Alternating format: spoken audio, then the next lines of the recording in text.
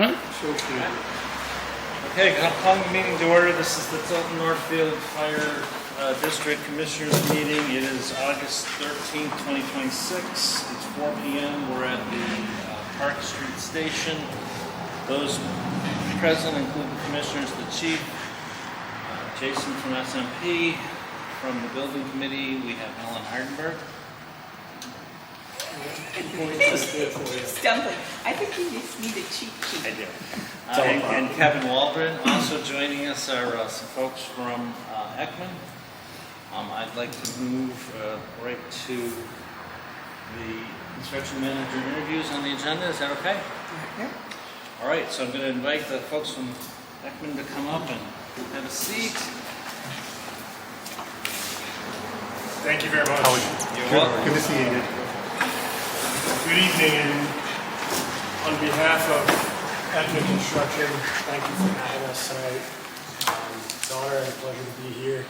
And this is exactly the kind of interview we enjoy, sitting around the table. So I welcome you to ask questions throughout. Please interrupt us. We're going to revisit your questions that Jason circulated with us yesterday at the end of this, but if you have a question there, please. My name is Matt. As I said, if you could introduce everybody at the table for the record. My name is Matt Walsh. I'm a co-owner of Ekman Construction. I own the business with my dad, Mark. With me here tonight, John Deluna, Vice President. He's run our business for the last 15 years and been with us a short 30 years. Next to him is Chief Estimator John Reel. He's also been with Ekman a short 38 years. So we've brought some great experience with us tonight, and you're going to hear a little bit about us. To tell you about Ekman, we've been in business for 52 years, since 1974. We've got 10 fire and safety complex projects under our belt, 20 plus municipal projects, and that's not including schools. We've got another 60 plus school projects around the state of New Hampshire, focused almost entirely in the state of New Hampshire. 65% of our work additions and renovations, 75% of our work delivered in the construction management method of project delivery, which you're looking for here. And our bonding capacity, we're a very solid company, $100 million individual bonding per project and $200 million on an aggregate capacity across all of our projects. The theme for tonight, just to be really clear, our theme for you guys, 2 sites, 1 mission. You're looking for a very clear understanding of how we go about doing that. And how we deliver uninterrupted emergency services throughout this project process. So as we take you through, you're going to hear more. So from our perspective, we wanted to touch on what does success look like for Tilton Northfield Fire Department in hiring a CM. You're hearing from 6 great companies that are all very capable of building these buildings. We compete with them regularly, and what separates us from the pack when it comes to building fire stations? Number 1, you're looking for a successful bond vote that delivers voter confidence. We've got to get there, we've got to get the thing passed, and we have deep experience in doing so. You're looking for a collaborative partner to the design process, someone that's going to hit the ground running, understanding how to work with Jason and his team at SMP and actually be a design partner in helping listen to what you need and make sure that that gets onto the drawings. We listen really, really well and we ask questions. So that's being that collaborative partner early on in this process. Budget certainty from 2026 to completion. We need a partner that knows how to put a GMP together and to put one together that stays together throughout closeout, which means having the conversations about material escalations and material procurement long before we even get to a bond vote. And a CM that speaks your language. You don't want this to be our first rodeo. We know what a climb event system is. We know what an extractor is. We've been around fire departments. We know how you operate. That's really critical, especially when trying to deliver 2 of them at one time. Coordinated delivery, as I said, of 2 stations. So we're going to talk a little bit more about that. John's going to tell you a little bit about why Ekman. So, we're not really here today to talk about us as much as to talk about your project, but give you some idea of who we are. As Matthew said, we've been in business for 52 years. We are a medium-sized company, meaning we have the bonding capacity and the ability to handle a bigger project. But when it comes to how you deal with this and who you deal with, you're a small company. So that the people you're looking at are the people you're dealing with. It's not layers upon layers.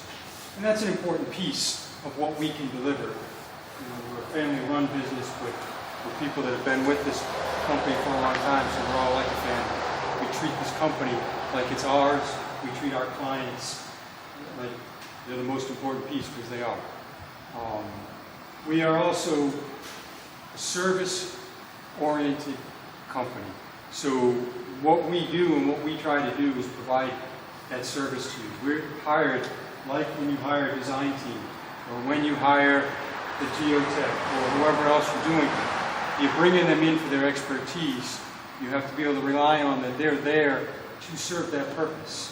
And that's what we do. That's why most of our work is CM. That's why we stay the size we are, so that we do the quantity of buildings that we can handle and provide that service. And never have our customers suffer because we're too busy for them. We drive early cost discussions. So one of the biggest things you're trying to figure out is, once you understand what you want, it's what's it going to cost. So you can make intelligent decisions of how far you can go and what you can get approved. Because that's a huge piece. What you may want may be things that you can't have. But you can't make those decisions unless you understand what we're talking about for dollars. And you sure as heck don't want to find out that you made decisions that you can't afford a year and a half later. You want to know all that stuff up front. So we work with the design team, we work with you is to step through those things. We're providing information so you can make educated decisions. We understand and protect the operational environment. We get it, what you're trying to do. We have a PM on staff who's actually a registered or certified, I guess you'd call it, firefighter. He's also an EMT. He was involved in 2 of the stations we've done. John, myself, Matthew have been involved. John's estimated every one of them. I think I've overseen what was the PM on every one we've done. So we've lived some of this and watched it, and in doing that, learn what you're looking for. But even with that, we still have to watch and learn what you do, because there might be things that are special to what you guys do to operate that we have to pay attention to, so that we're working with the design team to get you where you want to be, in something that can be built. So we also stay accountable for what we've done. We understand we're giving you information on the fall of 2026 for a bond vote in the spring of 2027, so it can be built starting in 2028. So a long time in between. But we have to stand behind that, and we have. We've never had a town have to go back and ask for more money. We've always been able to manage the budget along with the design and the owner's needs and make it all work.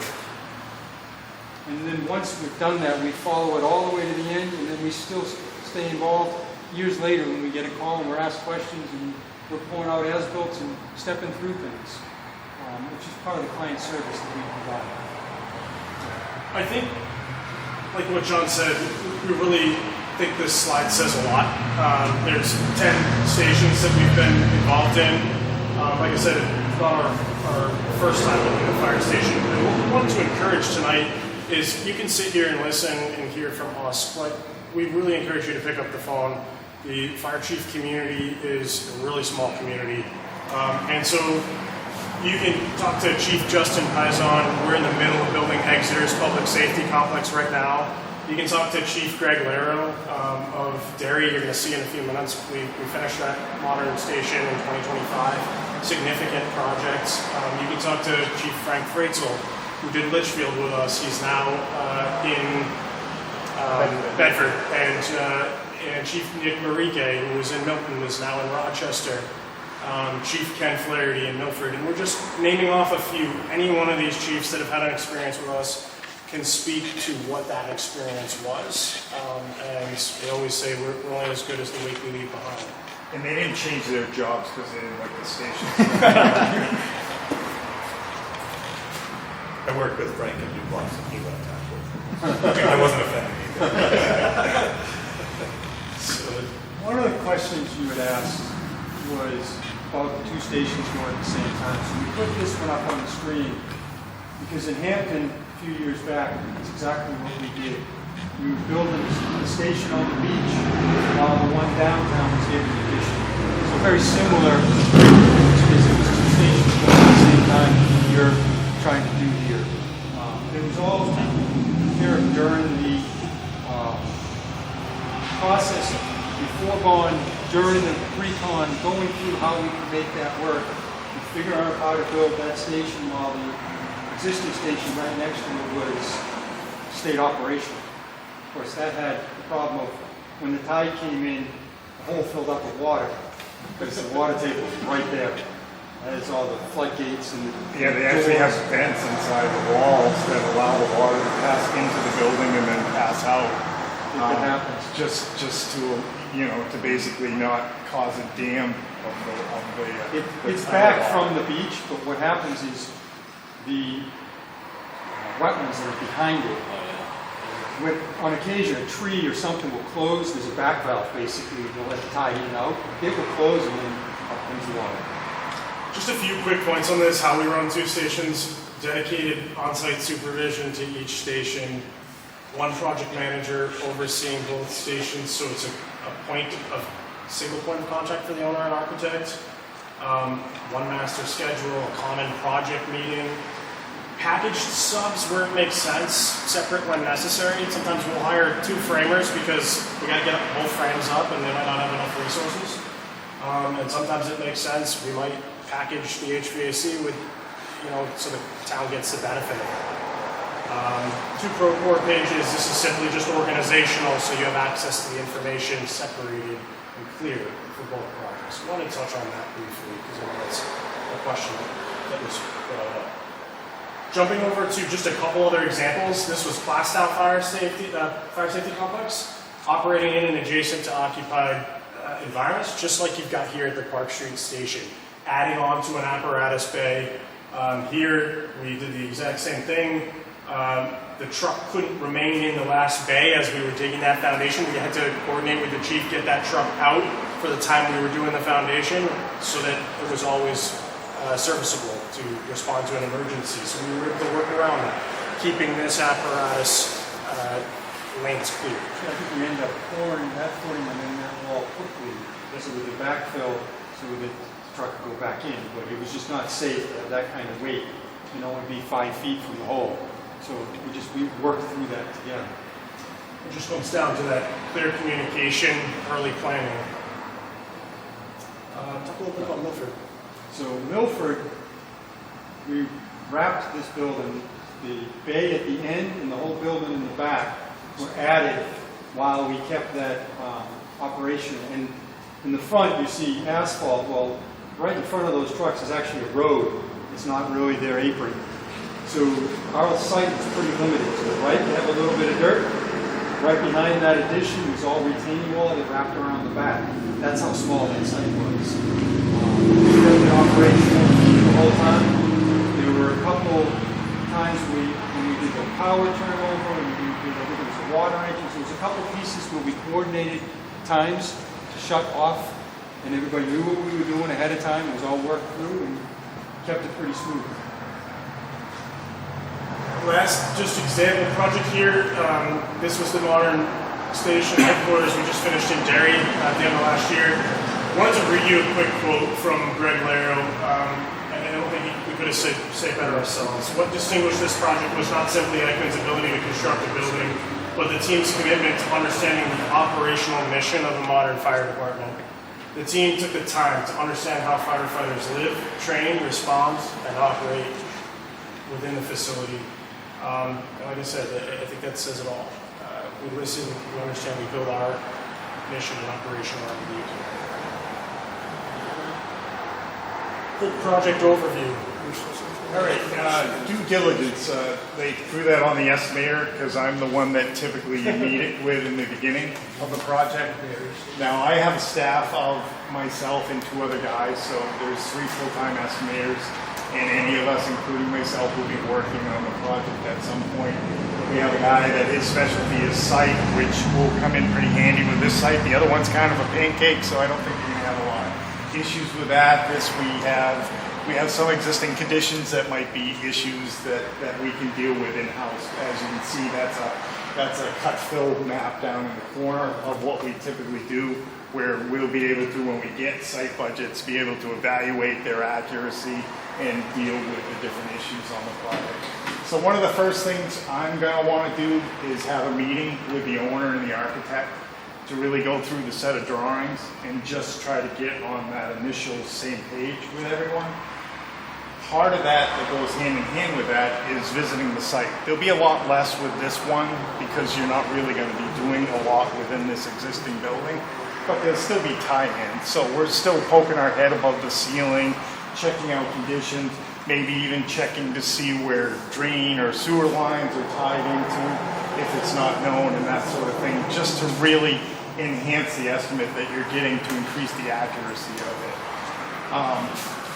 We're trained engineers by nature, so we're curious, so we're always wondering, what's really there sort of thing, which may not necessarily be shown on the drawings, because obviously they're not a complete set, they're a schematic set. So we're looking to fill in those gray areas to make for the more completed GMP. I'd again like to point out 100% of Ekman's bond projects have been completed with the approved funding. We've never had to go back to the town for more money, and that's in my 38 years plus. 38 years is almost the beginning of the company, but not quite. We're more 50, but we've never had to go back, and it's something I take a lot of pride in. We're very proud of that. Timeline, just briefly, as John said, we saw that you had August 17th, I believe. We threw a couple extra days on there. We're figuring you make a selection around August 21st. The team kickoff meeting would be somewhere around September 1st. We'd listen to SMP, confirming the programming analysis, review the concept drawings as they're making their way to schematic. And we'd anticipate providing you with a high-level concept estimate by the end of October. We would refine that budget with your feedback and SMP's feedback through November 2026 so that the town has time to review it internally.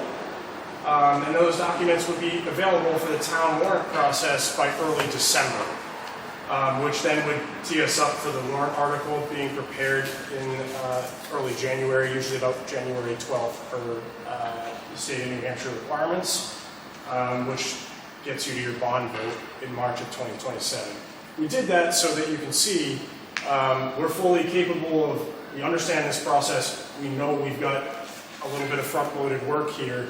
It feels like you have a lot of time till March, but you really got to nail it this fall. You asked about deliverables.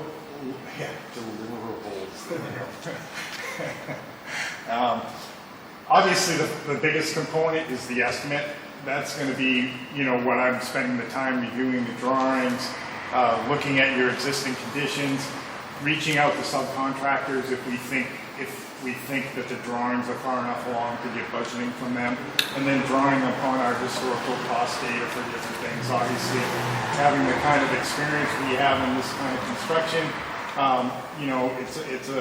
it's a task that we're used to doing all the time. The second component of that is clarifications. I did much better on clarifications than deliverables.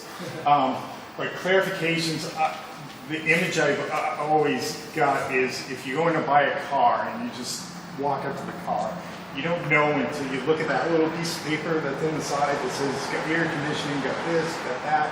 That's what your clarifications are.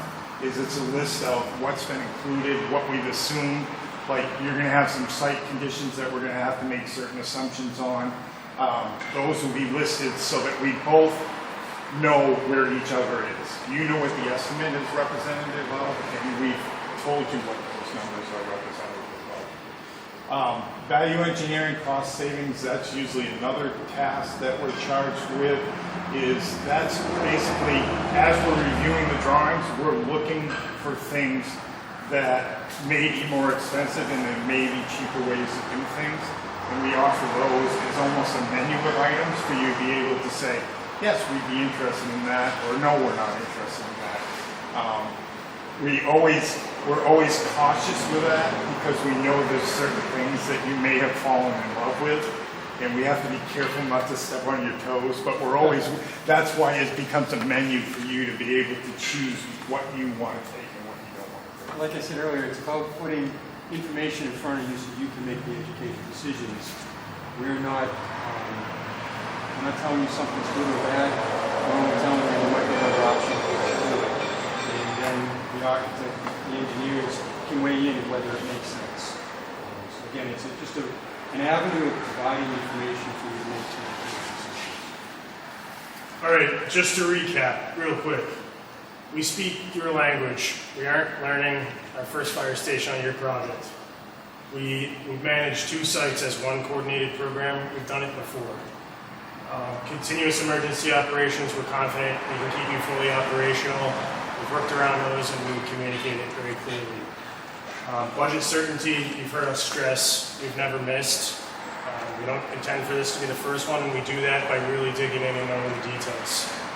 And we will get to some quick questions just to make sure we've answered all these questions that you sent yesterday. I think we've touched on a lot of them in a second, but I'm going to read one last quote for you from Troy Brown, who is now in Littleton.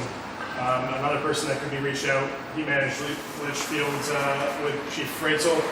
Throughout the project, Beckman employees and subcontractors displayed a high level of professionalism, dedication, and commitment to detail. In my 25 years of municipal experience, I can honestly say this project was the best experience I've had from start to finish. Believe me with that. We really encourage you to reach out to those folks and hear a little bit more about us. So, John, I think we just want to touch a little bit on. So let's ask you what you want to see next. Do you want to jump right into the questions? Do you want us to pull up the questions and start to respond to them? How would you like us to help make sure you're getting the answers to the questions you have?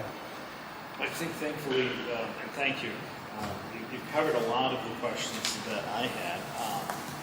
One of the things that we're worried about is whether we'll be able to get to the March meeting with all the information we need to have a proper warrant. And you sound pretty confident that at this point we're okay there. We're concerned that once we get a positive vote and move forward, that you have the ability to manage this project along with whatever else you've got going on. Because obviously time is money, and we want to move, reasonably but as quickly as possible, because we want to show the taxpayers that we're actually moving along. And that's a process that, as a group, we will talk about this fall as we work towards the spring. Talking with the design team, how long it's actually going to take drawings. Does it really need to go to the fall and spring? As we alluded earlier, we can talk about that stuff. Once you bring in your team members, then the group really starts to dig into that stuff. Because people are going to have different ideas. As we stated earlier, we have the capability of a big company, but we're small.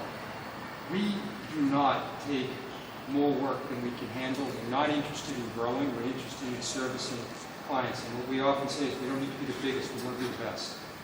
And in doing that, the benefit of a bond vote and then not trying to start the job the next day is we're doing the work we have right now. Your bond vote passes. We're determined when we're going to start, and we're taking work accordingly so that we're prepared for it. It's just, we're used to it. We've done it this way for many years between school projects and municipal projects, so we understand what happens. But it's the benefit of we do have a little bit of time after it passes for your ability to get the bond all set up, to get the money moving, the design to move. Those pieces, it may take 6 months, it may take a year. And we're all talking about what is the best avenue. Where we're at, how winter goes. Do we really want to start in November? Are we better off putting it out to bid in January because we'll get better numbers for people looking for spring work? Those are discussions we have, trying to work through. one of the biggest things as you try to get ready for this fall and then into the spring, you've got to figure out your floor plan. You've got to make sure you understand what you want, help the design team get to a floor plan that works, because that's what's going to help us give you numbers so you start to understand. It's one of the hardest parts for you as an owner, especially if you've got two different stations, but you've got to figure that out. Because that's the floor plan you're going to live with when they get designed again next spring. It's not next spring and, all right, let's start looking at this. You really want it, because that allows them to move. That doesn't mean you can't tweak a wall, you can't move up, but understanding what you have. One of the challenges that comes with time is scope creep. People decide different things. They want more. They've experienced something else. That's what we're all going to be working through, because if creep in one section, where you're going to lose it in another. And our job is to continually provide you with that information so that you can make decisions. But we're not going to let you get a design that you can no longer afford. By next spring, coming up with more stuff, if you've got a budget, we have to live with it. So sometimes we're the delivering of bad news by giving you this information, but that's our job. We can't be successful. It's your job. Yeah, but that's what we do as a team. And one of the things is we're a company of engineers, and in that there's some weaknesses. One, we're not great interviewers because we usually just want to build and figure things out. Don't ask us to spell anything. But we're also very practical in how we look at things. So we're giving you the information as what we're seeing and why and how it affects things. We tend to be pretty blunt. We're going to give you the information that you need to hear, whether you want to hear it or not, because we find that those decisions that are made early are what makes us successful later. Being afraid to give you information early, the problem's still going to come up, it's just going to come later. So let's figure it out now, and let's work through it. So that's what we provide. That's what our team gives you. We've done it for a long time, and we're comfortable that we can keep doing it. But you ask questions of what concerns, that's the piece. Because if you turn around, it's November, and you're still trying to figure out a floor plan, now our time's a problem. Because you really do need your numbers in December so that you have the time to work it through the finance committee and the different groups you have to in December, so you're ready for January 1st, 2nd, whatever you're trying to get yourself together. So we'll be a little bit of a taskmaster, but we're going to push. If we agree to dates, you're going to hear it. And we're going to keep pushing that because you have to. If you think you have time, find help with the weekend. And Jason's been telling us there as well. Well, we've done it together. So, yep. Does the 60-week period seem reasonable? Yeah, we still have to talk about what materials, what we're building, how we're building. We can talk more about it, but yes, we believe running both stations together is the right way to do it. Because if you don't do that, then you really end up with a project manager twice. You end up with certain things twice. Where there'd be some efficiency if we decide mechanically we want to use the same company so that when you have a warranty issue, you're calling a company. Well, we might stagger the buildings slightly so that the plumber's in, and then he finishes that underground, he's going underground in the other one, and you can have one company doing it, and still have a smaller one if we so choose because they're local. Those are the things that we'll talk about. We'll talk about and want to know from you guys who's local that you want involved, who's local you don't want involved. Because we want people that this is their home to be involved. They take no pride. They want to be able to show their kids and tell their kids they worked on it. So every time we get a chance to have people that are local, that are qualified, we want them in the middle of it. When we did Spalding Academy down the street years ago, we brought in some that were local, some we brought here, put that place together for them while they kept school going with a very challenging environment to make sure we keep kids safe. So that shows that we can have that personal touch that's needed around the facility. Anyway, that's kind of, as we touched on a couple of the questions that you had, is if we've missed other things, Was there anything you had? So did you have any additional questions? You know, my biggest thing is using local people if they call. I mean, it makes the town, makes us look good and makes you guys look good. Like I said, they take pride. Yeah, they deliver a better product because they don't want to be known in town That's as. right. Yeah. Sometimes you like, let's just say it's 2 different stations, you may have 2 different payments, so you can have smaller payment. Or, like I said, plumbing is an example, maybe we are breaking it up, so you have a plumber and a plumber, because the smaller guys can handle it. We will go through, because there are insurance requirements, there are certain things that will force our hand, that we have to use. You can't have, you know, a 2-man company that doesn't have insurance, like, that's a risk that we can't take and you can't take. No, they have to be called. So we go through a bit of a process. We've done job fairs on different places to show people and get people interested. Most of that, if we do it, wouldn't be until after it passes the bond vote, because the locals aren't really interested until they know it's passed. That's the hard part of it. But once they understand it's passed, they'll come out of the woodwork. They try to, you know, see what they can do to help. So that we agree with you. We try very Yeah, hard. it's always a to help that. consideration when we're putting things out to bid, is, you know, where people are from or where the subs are from. It's a big driver. We're always looking to find local guys if we're not aware of them. One of the things you also asked about is what challenges and risks could impact the timeline. We walked around a little bit beforehand because we were trying to figure out all your utilities. The gas line that's new across the driveway, or if there's a gas meter in the back. Those are some of the things we got to figure out, because they could have cost impacts, but they could also, every time you try to deal with Eversource, you've got to start early because it takes time. The gas company can have some of the same challenges. So those are things we will figure out, work through, understand, to help guide. Maybe some of it might affect how we do a design. So we spend some time trying to figure out, those are some of the bigger challenges. We walk by and you can see the big rock that's sitting at grade right there. I know we did some geotech work, but we also think that the building's slightly different than when you did the geotech work. So maybe it's worth having a local with a bucket out there and we check a little more. Find out how big that rock is. And maybe even the extent of, the total extent of the leach field that lies within the existing or the proposed footprint. So there's Those just little sort of things things, that so. you might want to invest a little in now. If we decide we can't, then there'll be things early on we need to figure out, because it can affect foundations, it can affect a lot of things. As the design team gets to go, if we say go, and then they say, well, we can't because we need to know this, well, then we're going to lose more time. And if you really want us going next year and not the following spring, then we got to work through those things. So we'll help you with that information as the fall goes on. We talk about all these things. But as John said, the first thing we actually do is listen. We come into a meeting, we want to learn about how your station operates, we want to learn about you, learn about the design, because then we can ask more questions.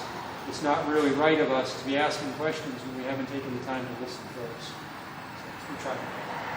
Not always perfect, sometimes I just try. Jason? Have a presentation, a lot for me, but some of the information, some of the initial feel and stuff. What we have now is Some of our questions are a little redundant, because And that's why we didn't want to just put on and try to answer. We tried to talk about our qualifications to help give you some understanding of who we are. You know, I said it early on, and Matthew said it, you're going to interview 6 firms that are all capable of doing this. So what you're going to try to figure out is who do you want to work with for multiple years. You're going to have, some companies might come in and say, look, we're the biggest around, that is going to help you get the best numbers, we'll keep your numbers down because of how big we are. May not be the case. You know, we all use the same subs. But again, who's going to give you the time? Who are you going to consistently deal with the same people? That may be more important because the numbers are going to play out to be the numbers. Yeah, 31 years and 38, I don't think either of us are planning on moving on in the next couple of years, so. Yeah, you got a couple more. Yeah, a couple more. But we have our strengths and we have some weaknesses. As I talked about earlier, being engineers, sometimes we're a little blunt and a lot practical. But when you get to know us and understand and see what we're doing and the reason we're doing it is for the right reason, it plays out. We're not, some people can sell, ice to an Eskimo and some can't. It's just the way it comes out. And one of our challenges has been, the public outreach and getting the information out, getting the buy-in. We've seen that in school projects and other municipal projects. It is so important for you to let people know, let people come in and see what you're doing, and start early with that. Not wait until December to start it, but you start early and you have to listen. So we've set up websites so that people can ask questions. You're going to have some people in town that, no matter what you do, will never vote for it. Don't concentrate on them. You have people that, no matter what you do, they are going to vote for it. You're not necessarily concentrating on them. It's the ones in the middle. You want to pay attention. You want to listen. Because they're also hearing the negativity that can come out that is false. But you can use a website that's fairly easy to answer those questions. Or if you're hearing questions, you put out the real answers, or at least the best information you have.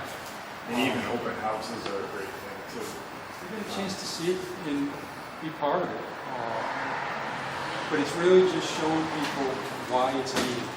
And sometimes, like schools, it can be really hard. The schools that the custodial staff does the best job of trying to keep it clean and neat, well, it almost ends up being a problem, because now people come in and go, "But you don't need anything. Did you understand that everything's falling apart under that wax?" But we keep scrubbing away. Or the teachers, we did a project in Hampton Falls. It took 6 years to get it passed. And part of the problem was they had the best ratings in the state as teachers. They were busting their butt on facilities that they shouldn't have had to be working out of. But because everybody looked at it and said, "No, you're doing great. We don't need you anymore." What finally happened is we brought in people that were strongest against it. And listen, what do you guys want? What do you want to see? And just a couple small pieces that we let them have, so they backed off. We've been at this for 20 years.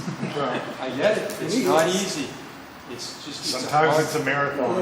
Yeah. And we've stuck with it. We've had times that passed first, and we've had times we've had to go back year after year.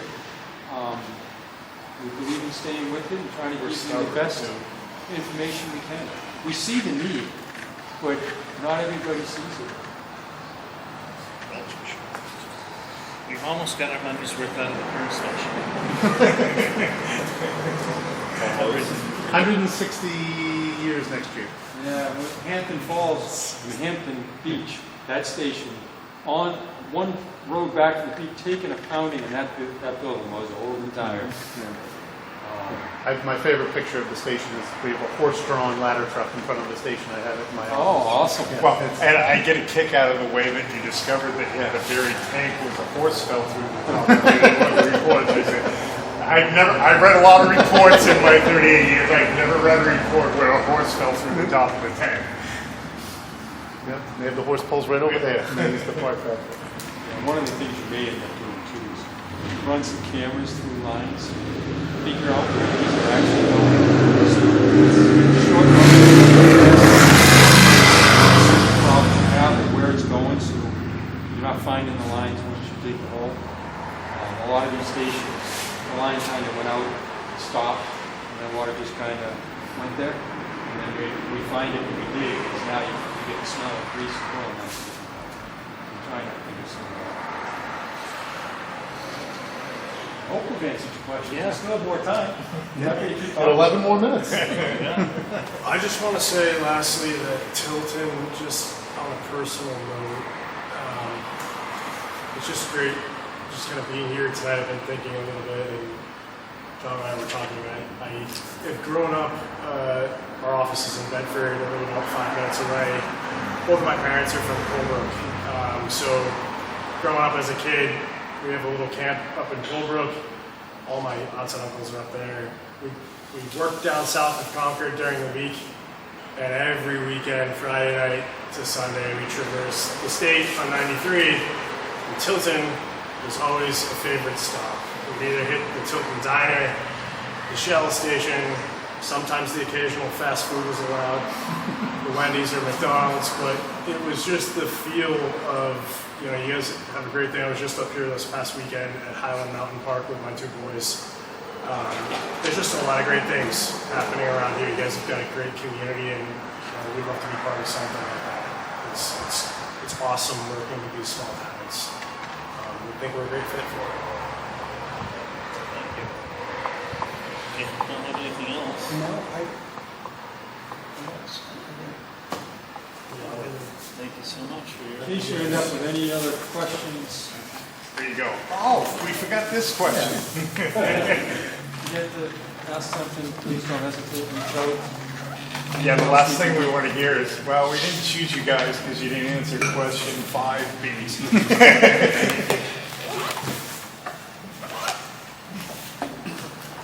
Like you said, all 6 companies have experience in stations. Andrew, and that was kind of what, that was way up on the front end of this whole thing. So, That's why you kind of anybody get to do it. who- It's who you fit, wanna do it. it's value.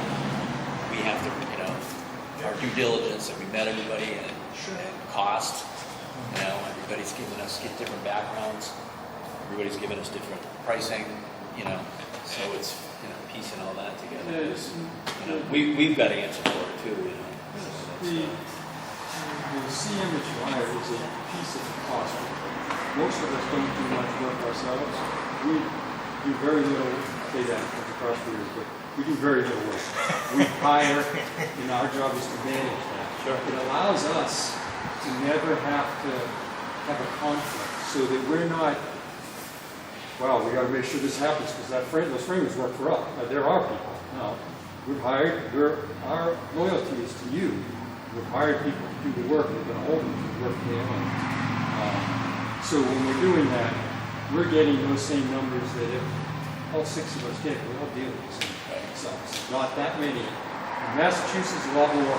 In New Hampshire, qualified, quality people. It's not a lot of sites. So we have a good handle on over the years what we've been able to do. So, thank you for taking the time. Thank you very much. Thank you. Thank you for coming in. Thank you very much. You have a great evening. Thank you. Thank you. Thank you. Really appreciate to see you again. Thank you both. Thank you. Thank you. Thank you. You want to recess? Or you want to keep it going? What do you want to do, guys? Yeah, we got 15 minutes. Recess and go get pizza. You gonna bring some back for everybody? That I'll use facilities. I just have one question. Do you have any projects with them right now or recent? It's been a while since we've done a project together. The last one was going through some pre-construction and police, which never got funded. Never got funded. All right, so it's, So you've done, 443. have you done what with them over the years? all right, it's 4:45 or so. 4:43. We're gonna take a recess until our next interview. That's recording. Did you hit? Oh, you should have hit. I just hit record again. Yep, that's good. All right, perfect. Perfect. All right, this is the Tilton Northfield Fire District Commissioners meeting of August 13th, 2026. We're at the Park Street Station coming out of a recess. It is now 5 o'clock. I'd like to welcome the folks from DPS to the table. So they can share with us, obviously we have a presentation.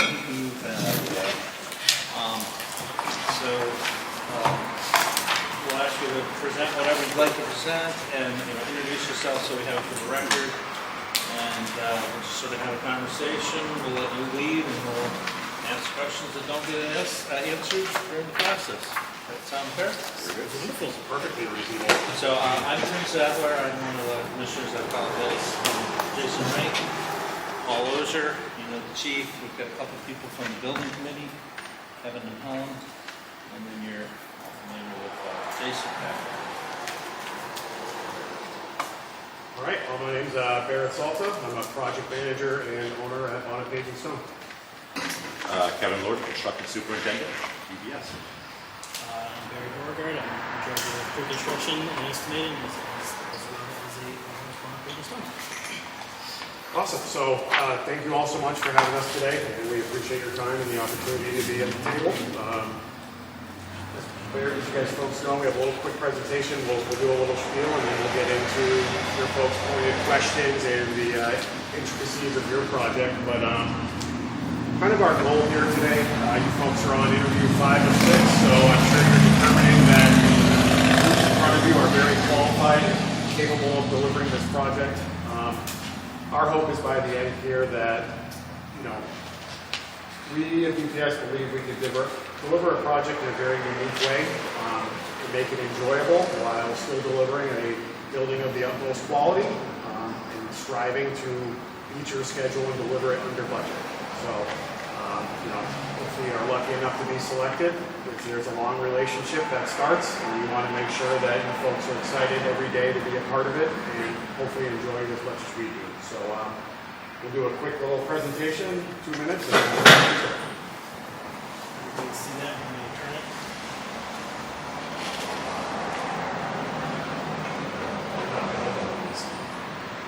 A school that didn't exist a year ago. A town hall that will stand for 100 years. A building someone will walk into every day without thinking twice because it just works. That's the moment BPS Construction Management builds towards. Since 1969, BPS Construction has built across New Hampshire with a belief that this industry could be done with more honesty, more transparency, more respect for the people on both sides of the project. The buildings have gotten bigger. The belief has stayed the same. The BPS team came up through this work. Superintendents who started in the trades, project managers who learned by doing. Nobody landed at the top. They earned it, and they stayed. This team gets involved early, before budgets are locked and designs are final. Because the right questions at the start save time, money, and surprises later. Their process is an open book. You'll always know where things stand, and when unexpected things come up, because something always does, the BPS team will point it out and bring you options. Schools, fire stations, historic restorations, medical offices, libraries, housing, spaces that matter to the people who use them every day. Every project is something different, unlike the BPS approach. Get in early, stay transparent, bring your best people, care about the outcome the same way the owner does. That's not a process. That is a promise. At BPS Construction Management, they measure success by whether the building serves the people it was built for, whether the owner felt like a partner, whether the team is proud of what they built, and whether when the next project comes around, they call BPS Construction. BPS Construction. Building what matters together.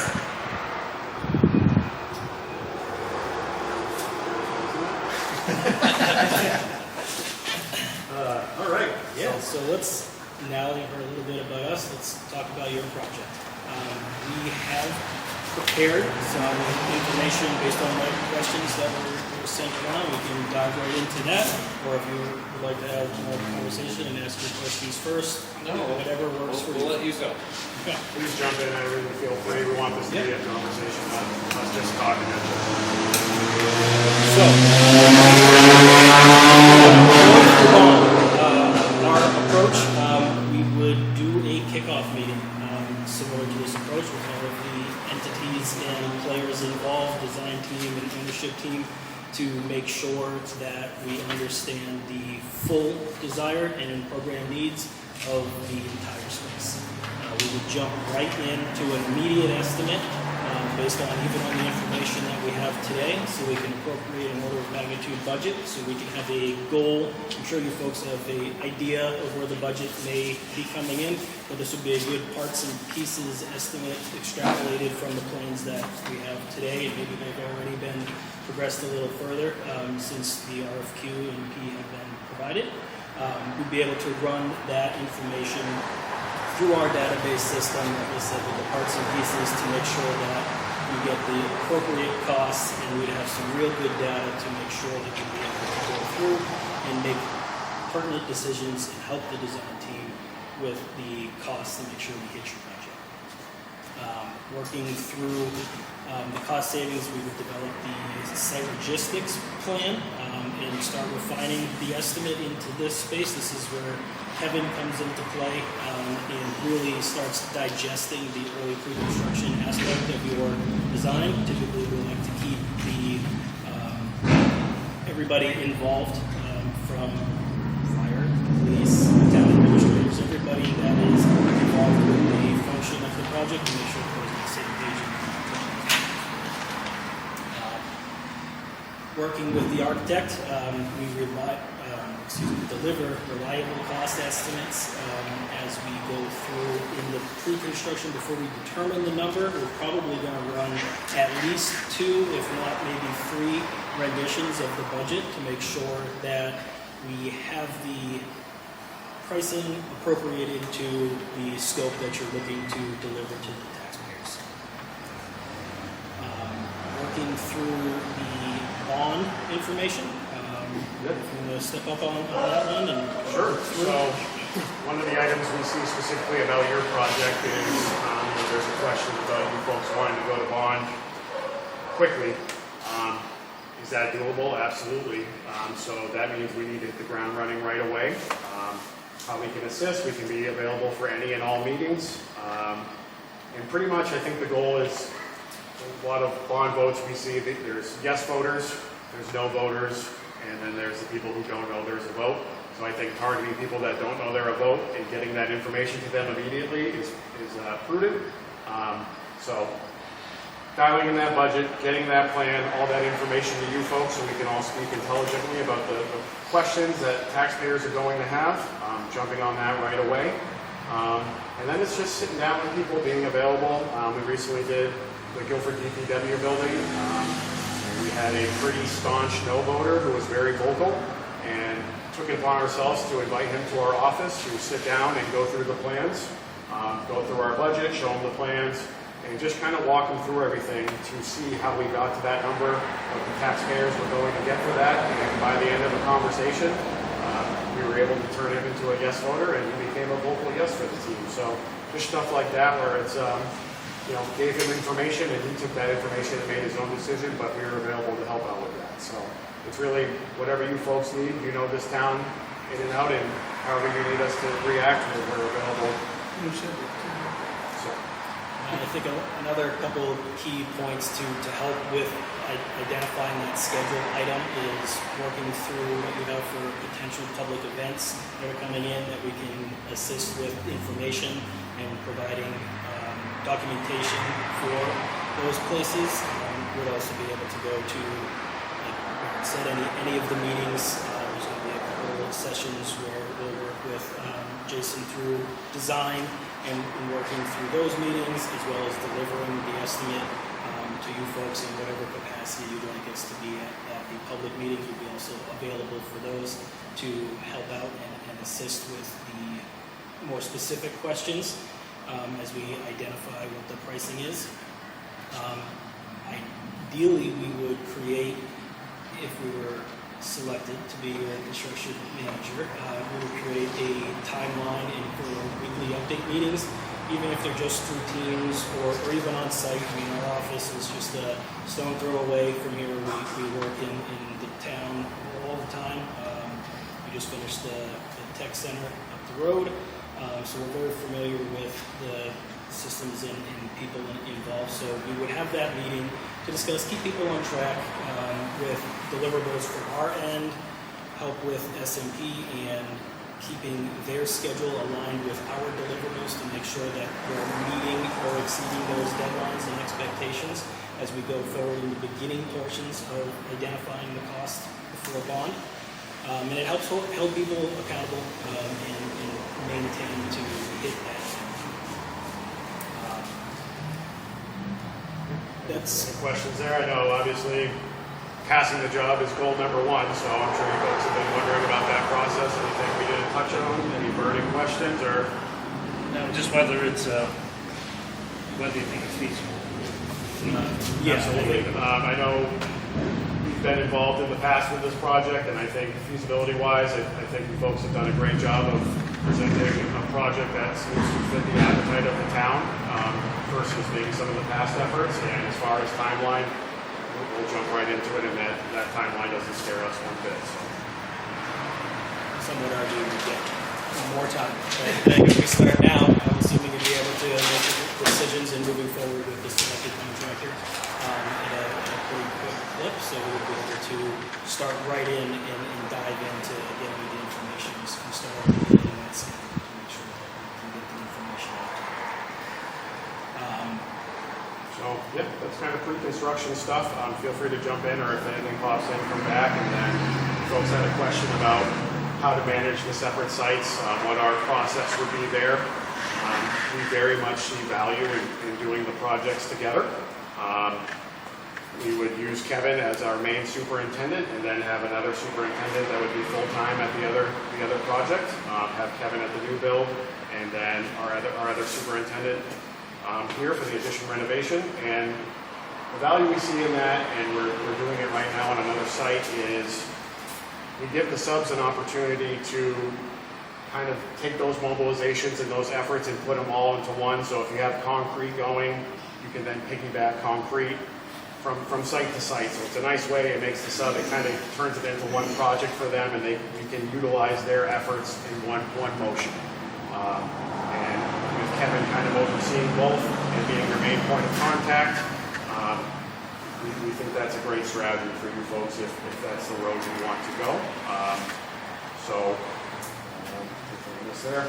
I think I'll just touch upon a little bit of the pricing structure of the general conditions and our approach on that. In working through, we did an investigation on the plans on behalf for current information, and we do feel that the station here and the renovations that would be implied would be about a 39-week schedule, which you'll see in our general conditions. If you go to that proposal, we can actually pull it up. I believe that's page 7. It's right there. I believe it is 7. Breakdown. So the breakdown of the general conditions matrix, just to give you an overview. So Park Street would be the 39 weeks. What we would do schedule-wise after a positive vote to build the building, we would go through the addition, get your swing space open so you're able to work through and flop the renovations and be able to have the opportunity to come into this space and try not to change any of the operations that you have going on currently. Knowing that this is the apparatus space and we're not adding apparatus area, there will be a little bit of give and take on that, but we'll be able to work through that. And then the overall schedule for the 60 weeks that was identified in the documentation, we feel is attainable at Sanborn Road, and there's just a little bit more work over there. So that's why we continue there. So you see the savings of the general conditions by just having the reduced cost already included. From how we were thinking about that process. So, construction starts, bid process. We have a great local database of contractors all over the state. We were lucky enough to do Winnisquam Tech Center. The bid outreach on that was very large. I think we had 13 electricians going for that job. So that's one example. So we have a good pulse in this area, and we have a great group of subs willing to work in this area with us. And I'm sure they would all be very excited about this project. So how do we take all that information and give it to you folks? So we like you folks to be in the driver's seat for a multitude of reasons. It's your project. We're just the shepherds. But let's say we have a list of electricians and we've vetted out, there might be a low bid on there, but we've worked through the scope and electrician X is missing a bunch of stuff that we're worried about. We can't get them to get the price apples to the rest of the guy. We may recommend number two. Number two may be someone that you've worked with in the past and either love and say absolutely, or don't love and would prefer not to move forward with that person, and we can reach out to number three and see if they can get there. So we like to discuss this with you folks before we just sign anybody up, so you folks are in the know who's going to be in your building and on your project. And we can use those opportunities to, if we have close bids, get people to lower numbers and work to keep getting you folks a better budget on our end. So pass that information to you. We'll buy out aggressively, identify any long lead items, get those moving, and from there we'll do weekly owners meetings. I like to do them about an hour before some meetings, so Kevin and I can take any information and get it right to you folks and keep problems being solved quickly, or get the information out there and keep the streamline of information going.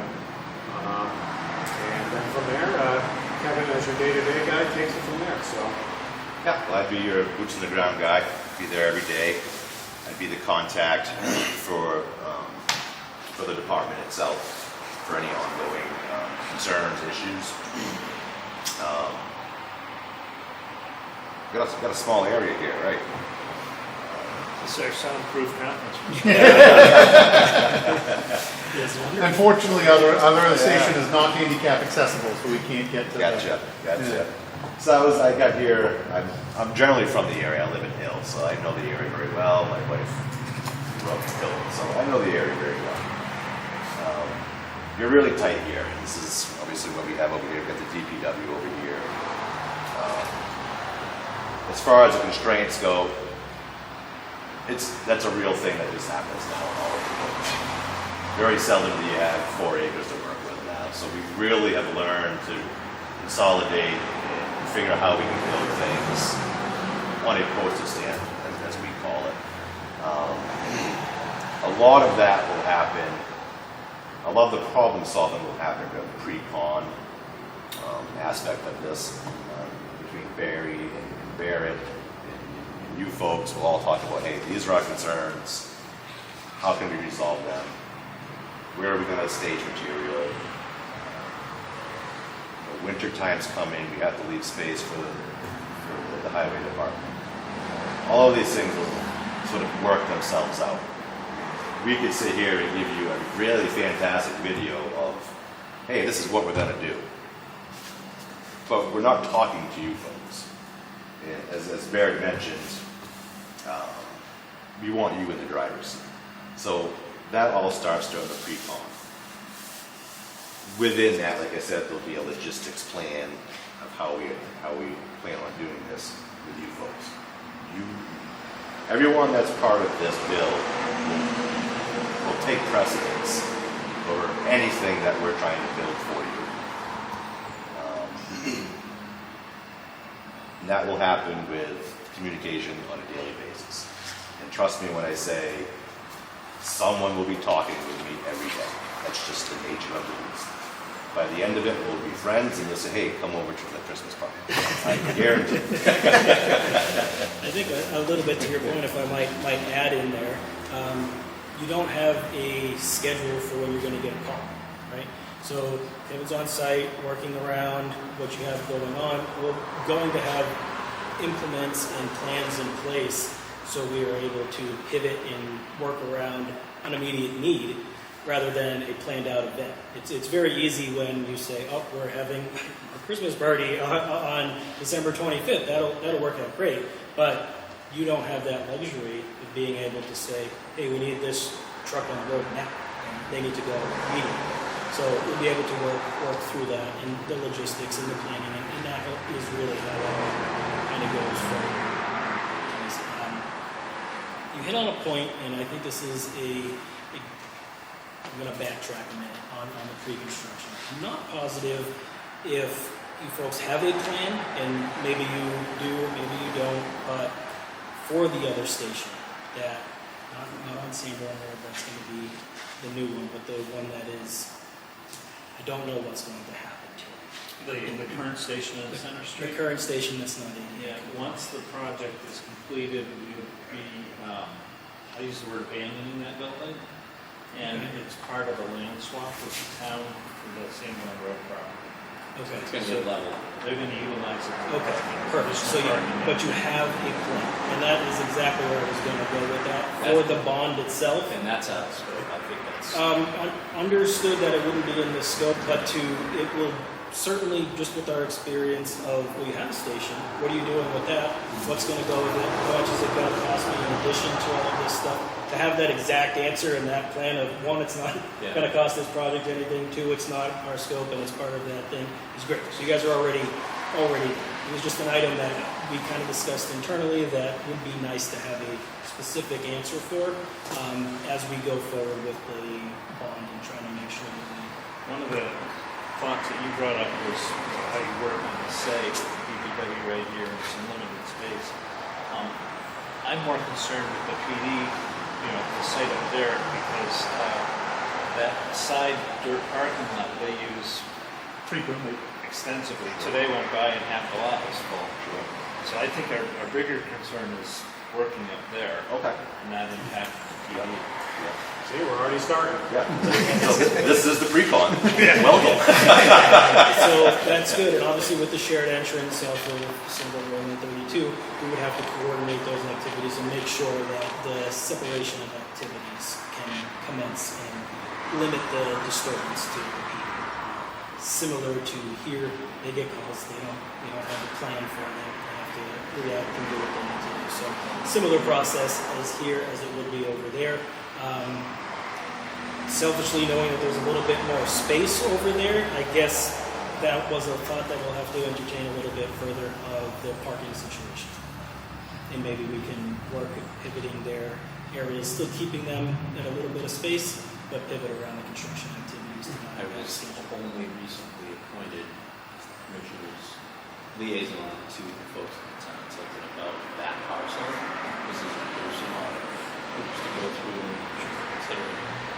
My bucket list, my list is already growing as to something like setbacks.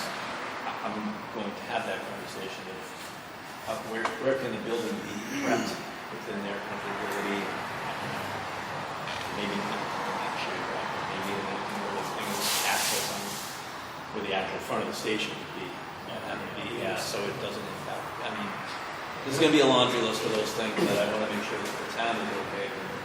Yes, understand the balance of the parcel is still under the Parks Commission, so there are events and things, and they're going to flood their skating rink. It's the construction time, hopefully it goes by that. Sure. Just so as those things come up, those are all. Yeah. Well, and to that point, even if it might not be a permanent access, we could still try to utilize it as a temporary access and construction entrance to go on that side as well. So all of those are options we will exhaust to make sure that they're most user-friendly for you folks, but cost-effective as well, to make sure that it aligns with the funds and budget types as well. I've been on jobs, just to let you know how extreme that will go with this, where kind of almost a similar situation that you're talking about. We have deliveries constantly, and they're not just coming in on UPS trucks, they're coming in on flatbeds. We had a tight job site. It was really one way, and there was a fire department there. And when I will let all of the subs know that they need to let the delivery drivers know, or when they're placing the order, that they have to call before they arrive.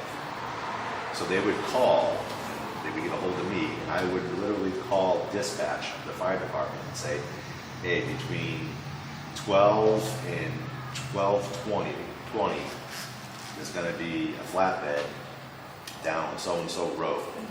So what that did for them is it just allowed them to say, okay, well, we just won't come through that way as we're trying to get back to the firehouse. Or go on.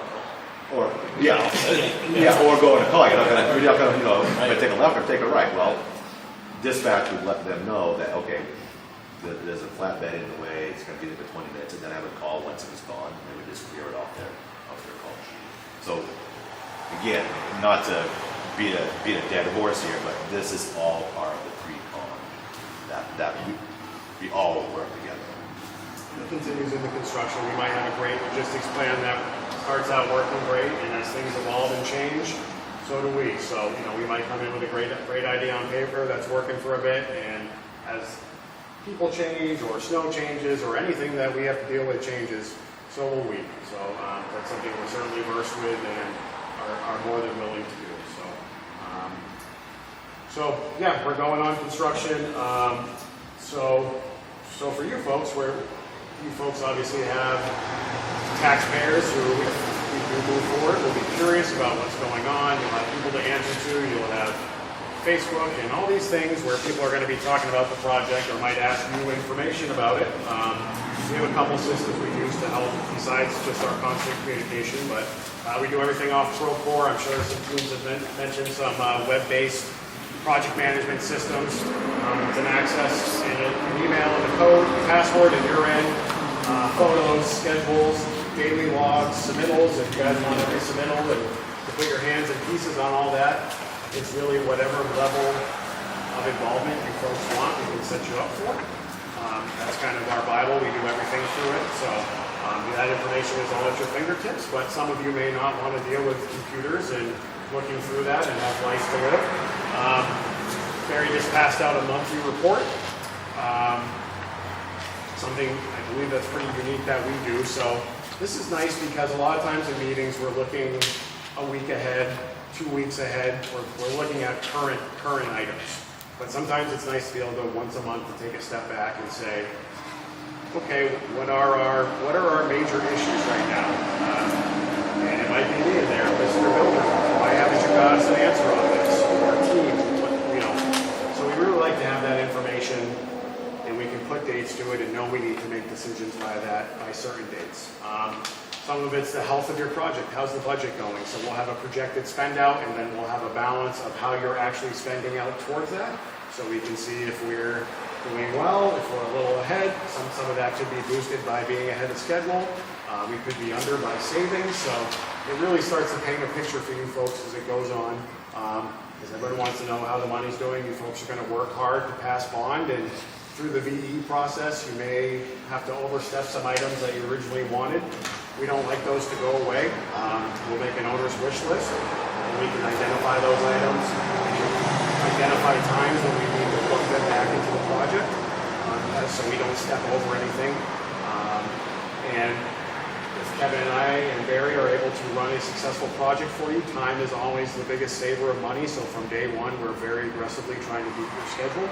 So usually about 50% through the project, we can start doing early projections, and then if there are savings or contingencies well protected, we can start having conversations about adding things back into the project if that's what you folks want to do with that money, or if the goal is to give money back to the taxpayers, we can certainly do it that way. So again, keeping you folks in the driver's seat, and the last thing I want is we took something out and we really wanted that, and we missed an opportunity because I wasn't doing my job of showing you folks when you could have made a decision on that, and I give you back money that would have paid for it.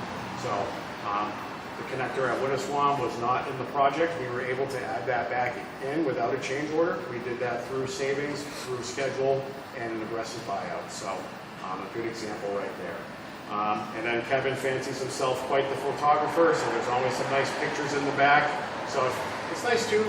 I'll bring a bunch of paper copies, and you may have someone that wants to get that's outside of the committee, or if someone's asking about it, you can say, here, have this. And it's really just kind of a nice outlook on the project to help you folks pass that information along. Yep, that's good spot there. I guess we'll open it up and we'll make sure we have enough time to answer your questions directly. If there's anything not, if not, we can continue to talk about pre-construction and what we can do to help inform the public. That's a big concern, so yes, it'd be appropriate to talk about Okay. that.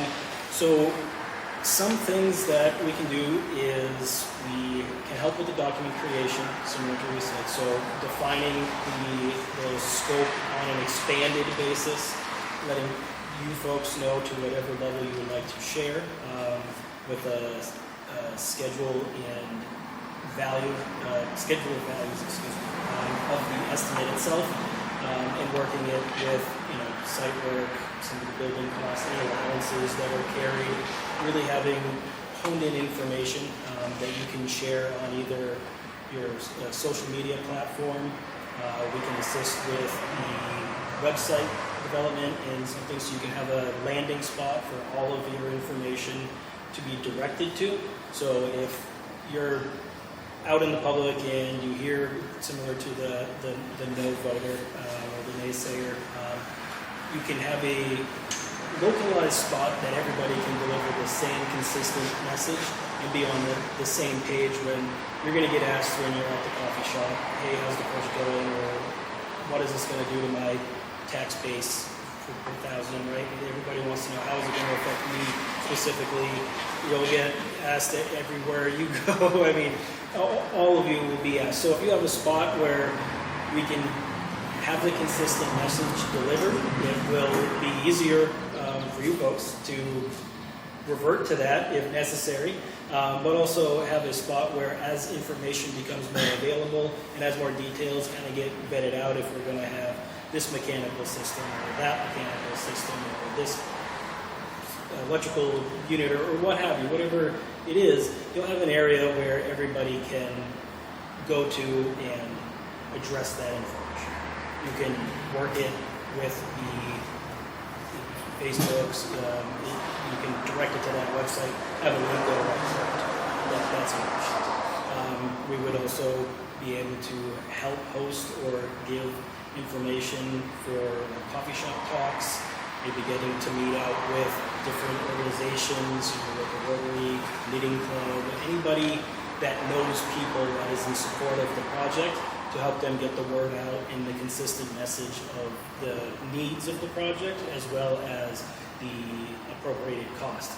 It always comes down to how is this going to affect me, and you want to be able to have that direct information to share. And if you can direct everybody to one local source, it is.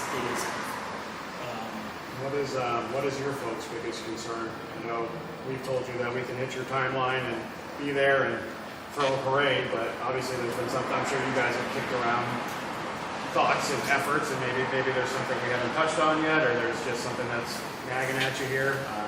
What's the biggest concern on your folks' end? I guess Cost. cost is number one. Yeah. That's the biggest thing. But I did talk to the school. I know the guy over there, Rob Berry, very well. I've done a lot of work for him over the years, and he did speak highly of you guys. He spoke very highly of you guys. Pay them well. That's what he said. I know. He was getting ready to go on his cruise, right? He spoke highly of you guys. Yeah. They're very pleased. We had the pleasure of working on that. It's a great group. And to that point, repeat business is something that we strive for. It is the ultimate compliment that we provided a reasonable scope and project, and everybody was happy and engaged moving forward. One of the projects where we just got a circle back on, which is wonderful, was we did the renovation scope over at the Nashville Fire Station 3 on Spickford Road. Mark, I'm going to butcher the pronunciation of his last name, Holy, was the gentleman that we worked with over there. He has since moved on to a new position, and they're creating a new drill station in Concord for training in different things. He has the opportunity to call anybody that he could. He called us because he specifically said, and I quote, that BPS was great to work with, and they all had great attitudes and were a pleasure to be on site with. That speaks more than volumes to us personally, just knowing that we have that opportunity to have somebody that was in a project go to, because everybody moves around, we'll do a project for a fire station, a police station, a school, and whatnot. They move from district to district or what have you. It's nice to know that they wouldn't want to go with anybody else than what you're with you. So just a little tidbit on the repeat business, and to your point, that is what we strive to do, and part of the unique experience that we like to deliver, and really the spot that we think we succeed in separating ourselves from. Do you use a lot of local people if it qualifies? We try to do that, but Barrett was talking about the estimating and stuff, so we'll go out to the entire database. We'll hit local newspapers, we'll hit all the big platforms online and publications, and try to entice locals. To that point, if you folks have a subcontractor that we don't see on a list, or you want to get in front of us early, we will do our best to make sure they're involved. Because, yeah, if we're working here, we're all local. We want to make sure those guys are taken care of.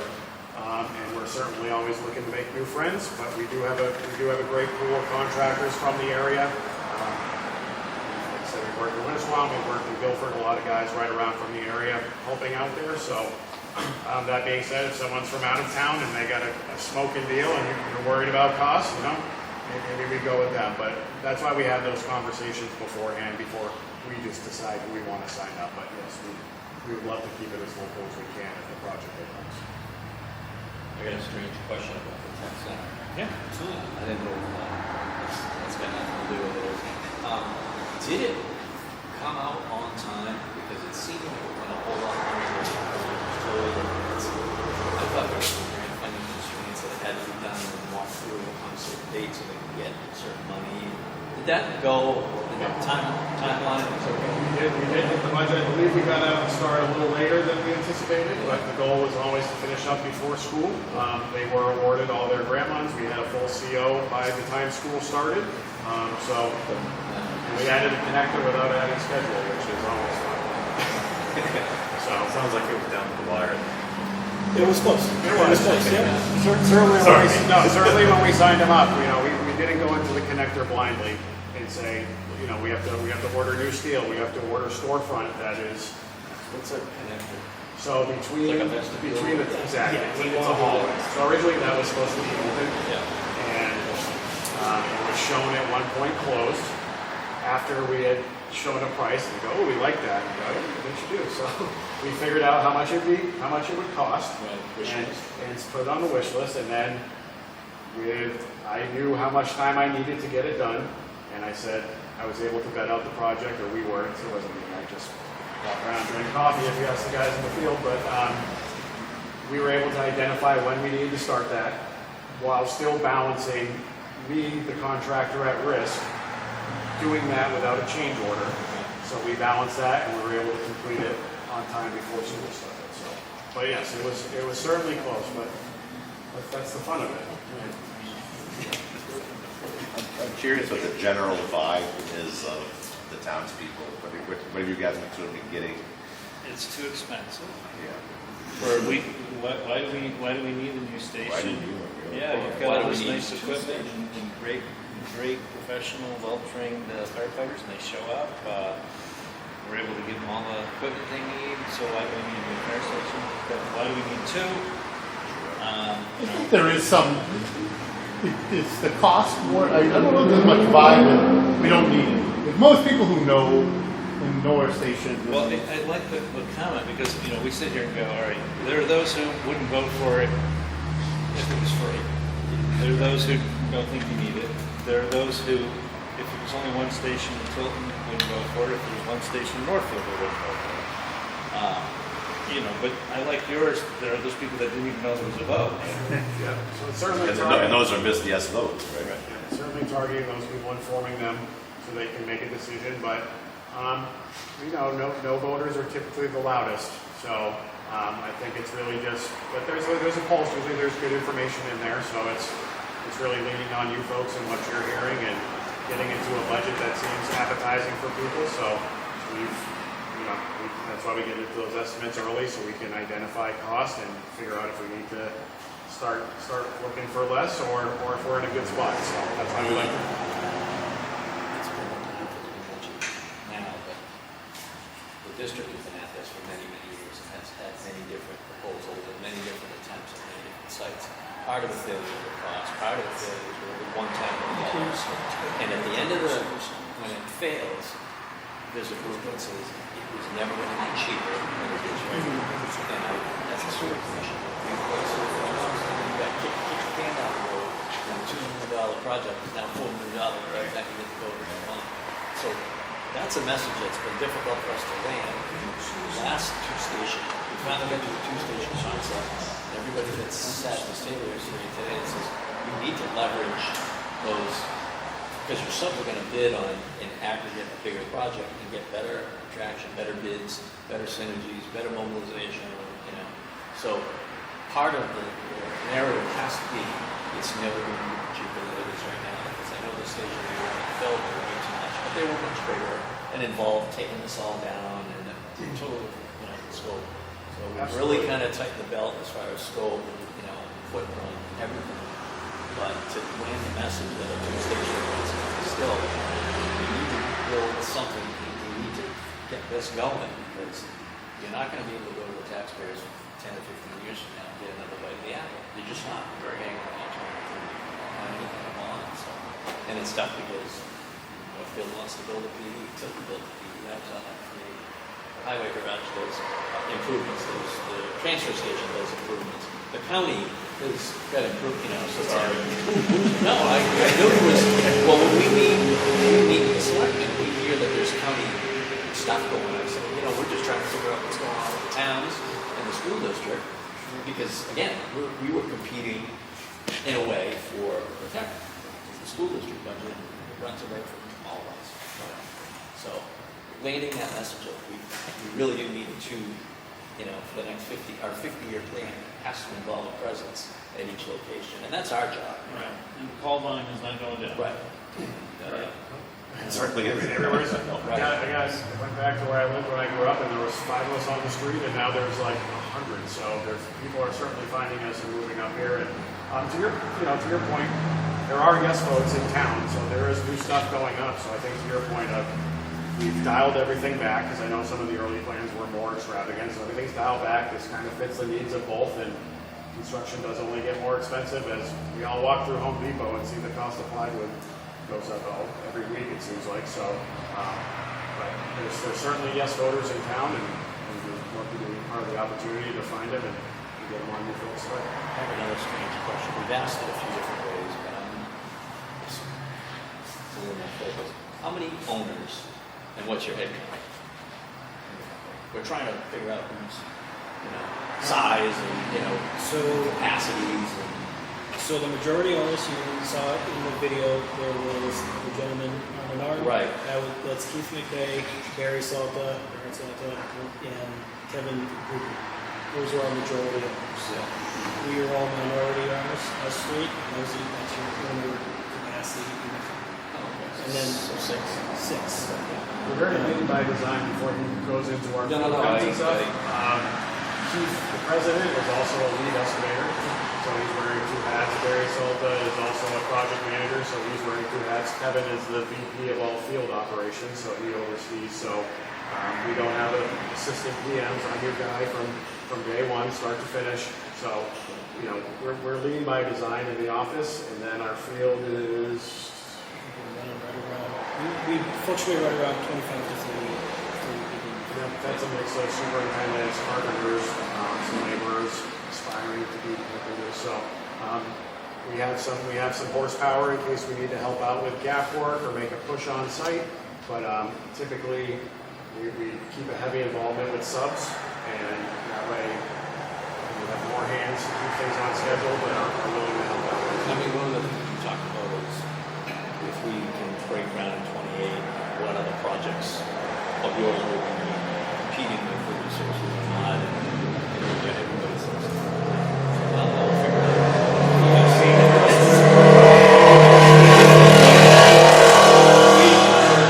Certainly in why we're going aggressively after this project to be a partner with you folks, because it does fit our portfolio nicely.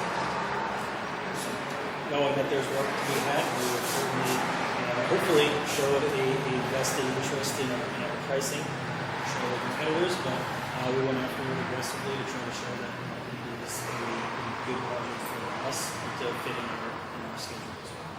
Just want to point out, I'm sorry, we have about 5 minutes left. And I just don't want to, I don't want to rush you guys, but I want to make sure we get out everything we need to get out. Were we able to answer anybody's questions? Is there any other specific Paul, entities did that- you have any? No, that was really basic. I didn't mean to end it. But, I waited. I was, thank you for picking up on that, all the other projects you have going on. They have less miles to travel to us. Yeah, it's closer. There's certainly cost benefits for that. You're traveling less, so there's some general conditions that need to hold. We're looking very much to fit this project in our schedule and happy to help however we can. It just makes sense for us very much so. Did you guys do the Lincoln PD? Yes. Right here. Superintendent over there, I did the estimate over there. That was a bid, we have a bond vote, so slightly different format for what you folks are up against. But we did do. They pre-approved the project and then went out for bid for the. Yes. We had a dollar value. Yeah. Well, just to kind of hint on, no, to double down on that, we prefer the construction management method because it keeps you in the driver's seat and you are able to get what we feel and what we promote is a better product at the end, is you're not trying to get the bottom dollar of everybody's scope and then kind of a fight all the way through. Bid work is part of the business and certainly a part of the portfolio that you're not going to not do, but we prefer construction management because it really does help develop a really better project for you, we feel, and certainly a better experience, which is part of the sell that we're on. Is we have a unique experience, and the delivery of that is more attained through the construction management process. Anything else? Is there anything else you want? No, thank you guys so much for having us. Absolutely, thank you. I'll give you some cards just in case something else comes up. Please reach out to us for any questions or anything. Thank you. Thank you, sir. How's Matt doing? Matt doing okay? You still part of the Thank you very much. Yes, thank you. He is. It is, yeah. No, I did it 32 years. So I know that, I know. Do you have any questions back Yeah, I still do. We're not allowed to have any questions. Yeah, I've been a firefighter for I think You can always ask 20 years now. He just saw the answer. Now he's still on. Thank you very much. Thank you so much for having us. Appreciate it. Thank you, sir. Appreciate Thank you it. very much. Don't want to trip the camera wire. You want to recess for 10 minutes or keep it open? All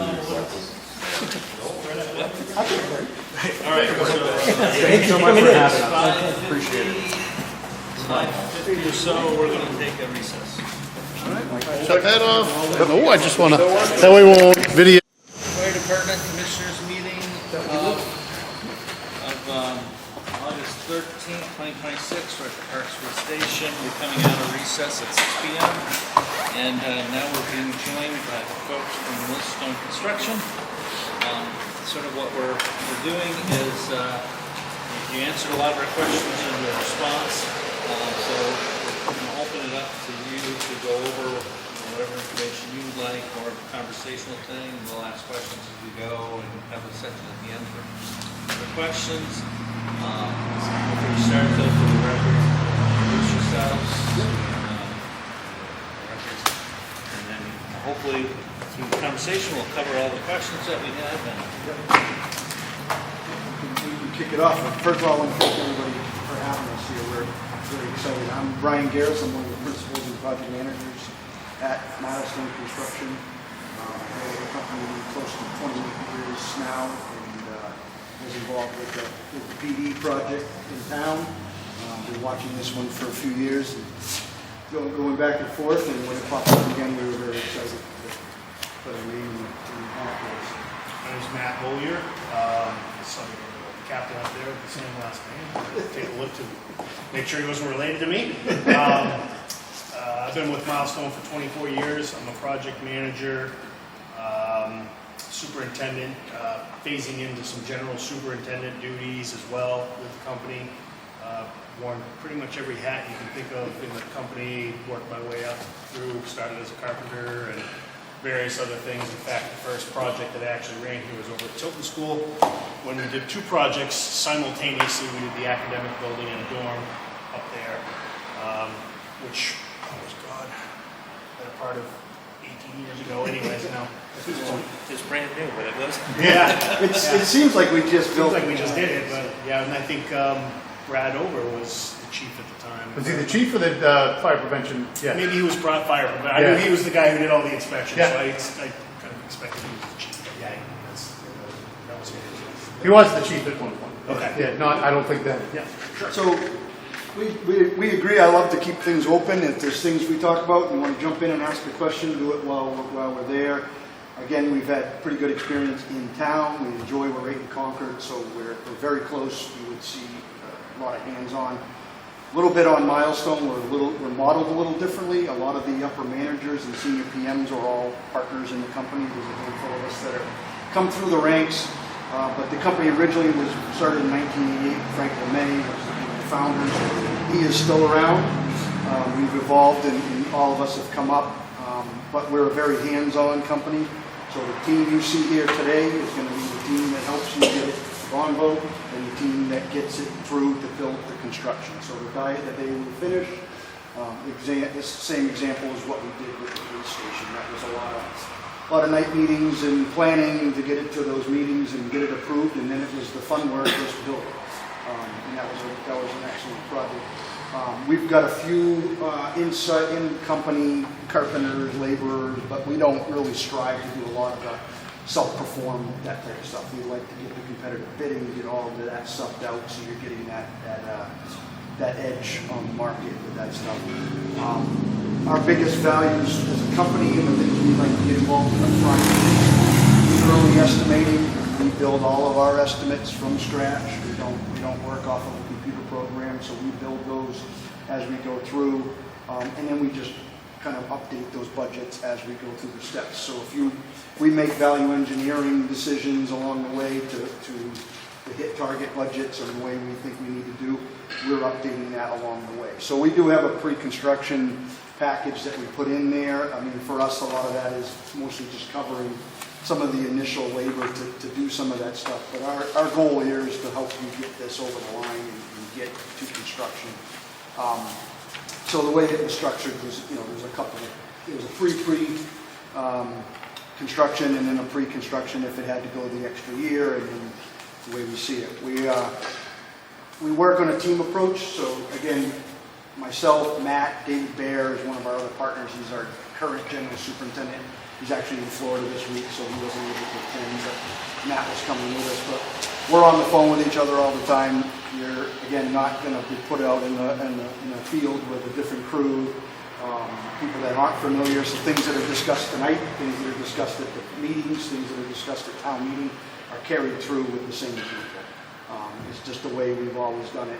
We don't do the baton toss, so to speak. We're not here to sell you the job, and then we get back, we've got the job, and we hand off the baton to the estimator that's going to come in, and the different guy, and then the next project manager takes over. You deal with Brian or me or both of us through the whole project. Some of the companies have a full business development marketing team, and again, you've interviewed a lot of great companies. They're good. We call them good competition. They're good companies that you've got a good list. But they all operate a little bit different. We are big into the team approach, and that includes working with the design team. We do a lot of work with Jason. We know how they work, and we're big on speaking up on things like that. That seems like a more expensive option, or did you ever think of going in this direction to try to get things online if we're trying to get to a certain number? So it's something that meets the need of the town. But again, that teamwork is not only with Milestone, it's with the design teams, with the engineers it's working through. And a lot of that will take place with the tie-in here, because now you've got an existing building with an addition. New buildings are a little different, because you're the whole thing over there. The project approach, a lot of it is the pre-con would be the biggest thing is lining ourselves up for success and having the right vision as far as what's going to work budget-wise, what's going to work, being able to have the town support it. Those are things where a lot of it's feedback from both of us as a team to kind of dial that in. You're a big part of that process.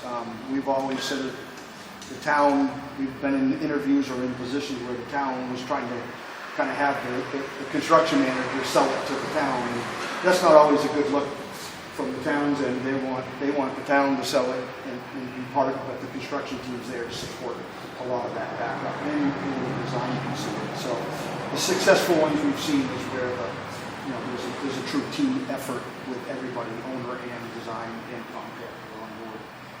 We come up with the numbers, and somebody like Jason, the architect, would, help present it with, Somebody like that. somebody Back like there you. somewhere. But he helps present to the town the project from the architectural standpoint. When we come in and we give you the budget numbers, and we really kind of defend the cost of the project itself, and however whatever size it is. And we don't generally use square foot numbers and things like that. We actually go out to the streets with our subs. We estimate with our subs. We kind of give them the information, what we're seeing, what it might not be. It's obviously not going to be a complete set of plans that we're working off of. And you take those plans and you evolve them with your subs and get input, and it allows you to get real time info and costs associated. The numbers that are on the streets of the sub with the price of materials these days, things are up and down all the time. So to get that real feedback is helpful to have real numbers. You don't want to estimate this in a bubble and then show up, get it approved, and then go try to figure out where we're going. So, and then schedule's the other big one. We got to have a realistic schedule. Here you've got two different sites. You've definitely got some overlap with general conditions, which is beneficial cost-wise and schedule-wise. We've got a strategy of how we would man this, which I think is part of the questions that we were going to get into, but I think there's a lot of efficiencies there we can take advantage of to overlap two projects. It's all one project, but it's two sites, so it's a little bit more of a handful. Some bullet points on kind of our best things is everything under the CM contract is open book. We're very big on the backup and breaking out costs and showing you the sub bids if you want to be part of that. That's the way it's intended under that contract. We're here for our fee percentage that is agreed upon, and we're not making more money off of other things. That's what you hire a consultant based off a fee percentage. You're hiring us as a construction professional off that same fee. We're very good at reviewing options. We said value engineering options, whether it's in the design, it's during the bidding, or it's after we've started construction. We say something here's not making sense. What we're doing, is there an option we can streamline this a little better to save some money? And all that savings, if during the project, goes back to the owner. That's the nature of that whole thing. And then safety is huge. It has to be. We've always done it. Internally, we do have a third-party consultant, contracted risk management, that goes out and actually does visits to our sites, like OSHA inspections, and they write up slips and they name subs and point fingers and straighten those things out. It's very proactive with that. But we also preach from our people on site, from the laborer to the super or vice versa. You're all in charge of safety. If you see something that looks wrong or it looks unsafe, speak up. Don't run off to tell somebody else, because by the time you get back, we could have a bigger problem. So we're very big on promoting that internally, and we have a very good company full of people that aren't afraid to be proactive with that. Just to touch back on the open book option too that we provide, we've got great back of house help behind us. That Nora in our office she's amazing at how well she tracks pricing and all the bills coming in. You can get your requisitions could be a stack of paperwork that could literally be the Home Depot slips for everything that you're going to see real time how much money is being spent. There's no smoke and mirrors. It's all right there. It's obvious. Same would go for the contingency. So there'll be a construction contingency set on our guaranteed maximum price. Everything that comes out of that gets put onto the log and is tracked right to the penny. So if we get 2/3 of the way through the project, we want to know where the costs are, we can tell you, we can show you the contingency versus us having a contingency, getting halfway done and saying, by the way, we're out of money on the contingency, that we don't want surprises. So we track that live with everybody. A lot of times that's reviewed at the project meetings, it's reviewed at whatever reviews that need to be done at a higher level if needed. But we're very open, again, that's part of that open book process. But that's kind of a 10-cent tour of the way we are. We're very, very down to earth. You're going to have owners and project managers as part of the team that's running this, so we're very vested in the project. It's just the way we operate. We don't have a separate group for that, and we want to be part of the process from now until it gets approved and until it's built. Just the way we like to roll. So the process that we went through with the police station was, in my mind, was a very, very well-run, orchestrated plan with a committee that was driving that from the town side, with Kevin involved, everybody along the way. It was actually very impressive to see that part of it, and we were able to back up and to support that with the documentation that was needed. It wasn't a lot of stuff that we couldn't step in and answer and question along the way. Or very supportive on that process, and it worked. Successful and got done, and it's a great building. So we'd like to keep rolling and one right next to it. But we could jump into anything you've got specific, or we can jump into the questions, or whatever way you guys want to roll. I don't know, you got any specific questions, or you want to keep moving? You can keep going. Okay. Under the first list you had, under the deliverables, we talked about this is in anticipation of getting it to March. We're going to be very involved, we said, with those early realistic schedules. We want to put real schedules together. So we're confirming the duration, because the duration drives your general conditions, which drives the whole project. So we want to be very involved with that. We're very good at making early schedules and having them stick all the way through, and sticking to them during construction. We did mention earlier that the estimates, those are all self-built from the PMs. We don't have a separate estimating department. I would be building those estimates as we go through. And there's things that are going to be on the drawings, there's things that we have to inspect, but early on there's a lot of, we call gray areas, the things we know you need to have it to build the building. It's not dictated because the drawings are not at that point yet, so we're going to carry allowances, we're going to carry that back up, those numbers in there, you'll see those. And our estimates are essentially an Excel spreadsheet that we've collaborated on for almost 30 years. And just build on it each time. So we've got a lot of past history on those items that we can do. The constructability is going to be another one. There's a lot of times where we meet with them as they're going through the design stages and say, why are you going with that product? Is it durability? Is it that price? Something that's been used before. And we've questioned those things to see about the durability, but is it cost effective? If we're trying to hit a certain number for so many square feet, we've got to be smart about the products we're using in there.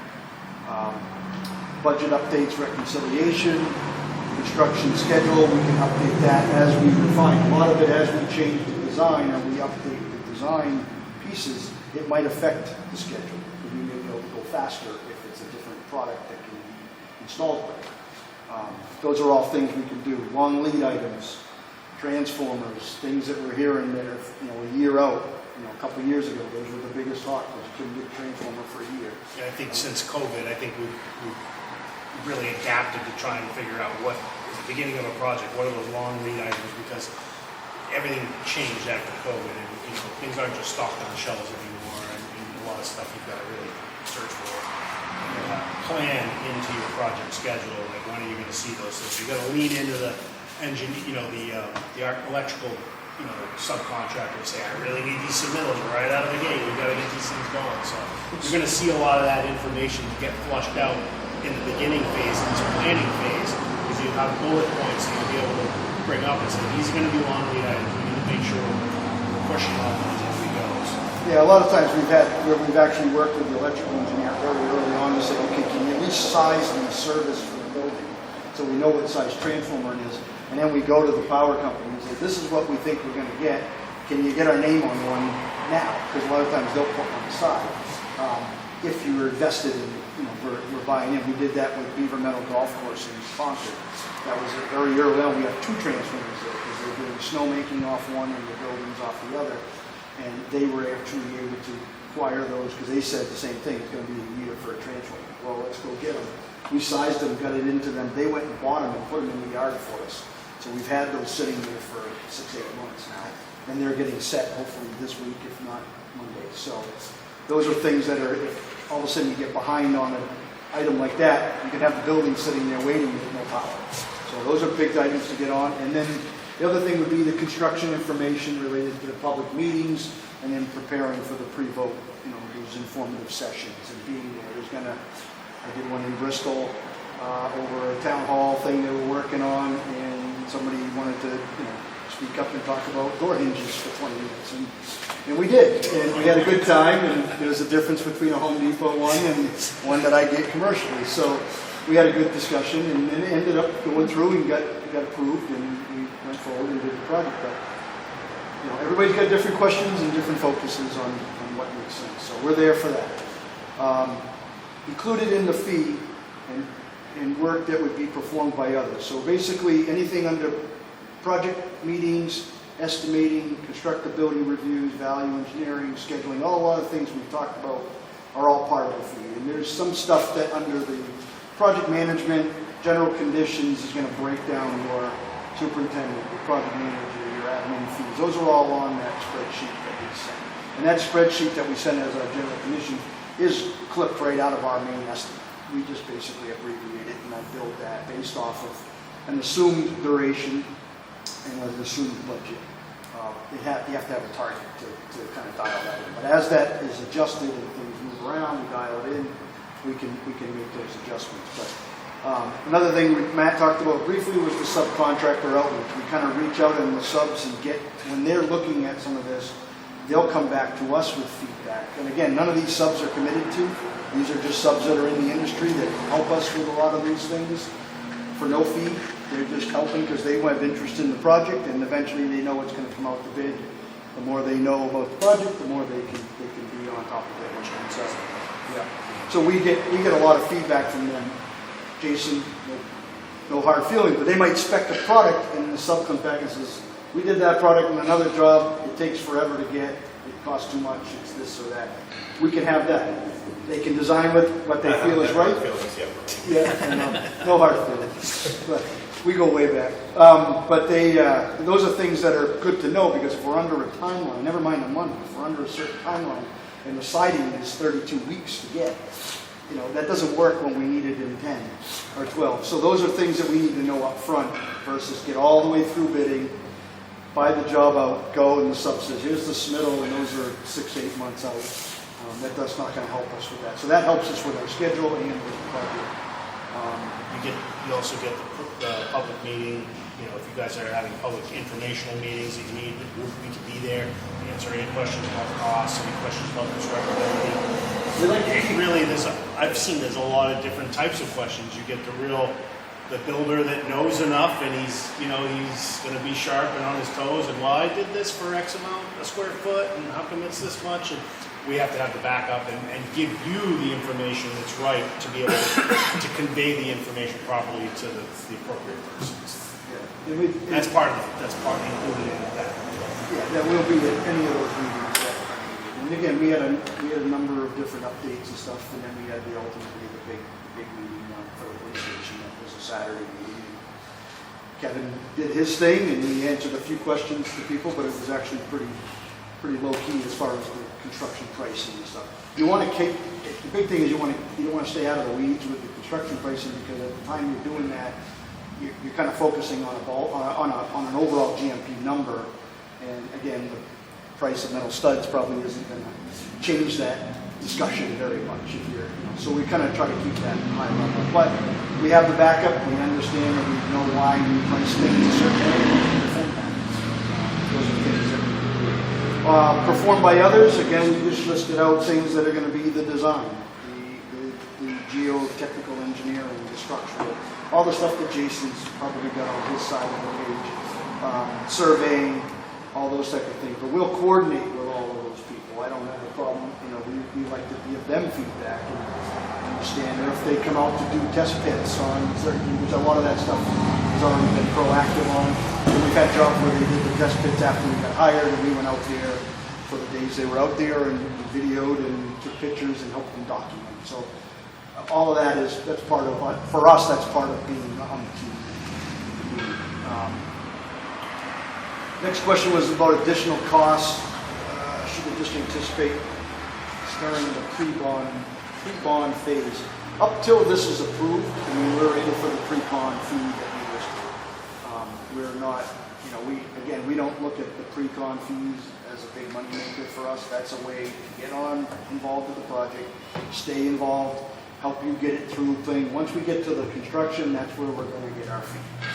Those other ones are more or less just covering costs for us to be around and be involved, and that's why we have that 2-year tiered system. We understand that. We work with that. But again, a lot of it is going to be working with you're utilizing your existing information and just helping you get it through design. There will be things that pop up and you say, we're going to do this, we'll go help you investigate it and figure it out as far as, existing property and that type of stuff.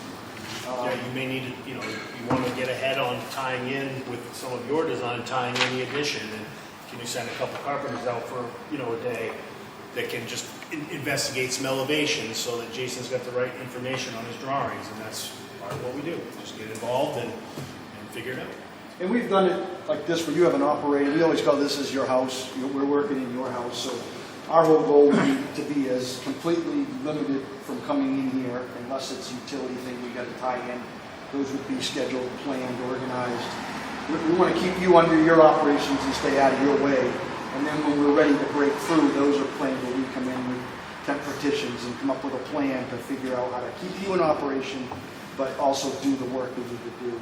We've done it where we've come in early and say a service upgrade needs to happen. We know that the power is going to get increased because of the addition. We may try to get that work done before we ever plan to come in here with the actual other construction, just to bring the whole service online. Again, it goes back to the schedule, how far out of the panels, how far out is the transformer, getting those gears turning. But those are all things that we can talk about along the way. Reliable cost estimates and project budgets.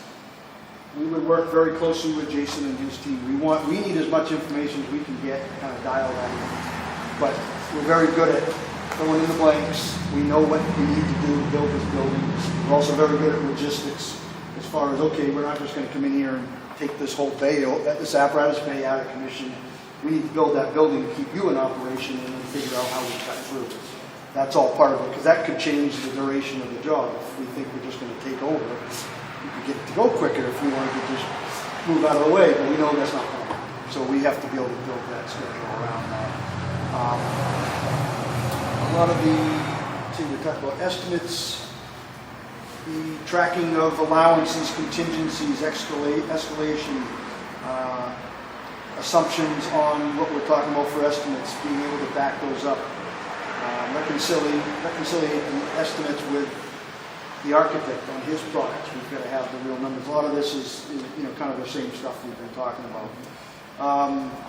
Bond vote in March of 2027, schedule-wise, yes, if that is reasonable.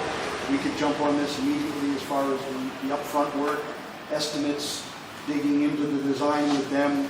Did see some kind of some of the frame or floor plan options, a couple variations with this one, depending on the addition. But again, we would want to jump into that stuff immediately and work to get geared up for that March. It's August. It's going to be here before you know it, but there is time. There's definitely time for that. And then if there was issues and it continued on for the next section till the next year, again, we would just keep paddling and stay with you to keep chasing it. So that's part of it. Once we're involved, we're committed to the whole thing. Challenges and risks could impact the timeline. Again, delayed decisions as far as design or approvals from the town, those type of things are part of it. design changes, things pop up and we're mid-span trying to bid it or buy it out and things are changing, or even after those, anytime there's a change or something dramatic could impact a lot of things. We like to try to limit those. If the budget was different than what was anticipated, then there's kind of a stop, back up a little bit. How do we get to that? There's a value engineering is a very useful tool to try to dial in a budget, but it's also some people look at value engineering as cutting. And value engineering is not cutting. We did the Tilton School. One of the examples I had up there, they had a specific slate floor tile that was in the main lobby of that whole atrium that was up there. It was imported. It was something, it was an odd tile. Actually, that was a Vermont tile that was going to go in. They found a Dow tile, which was an alternate tile. Put the two tiles next to each other, and nobody could tell the difference.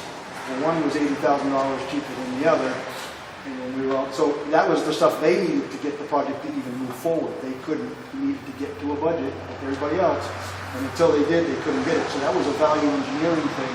In the end, it didn't change the look, the wear, the function of anything. It was just a different product that was equal to that. So those are things that we get into with the sub-feedback. The sub can say, boy, that tile is expensive, and I don't know why. Here's some other options. Changing from granite tile to VCT, vinyl tile, that's cutting scope. That's just cutting quality.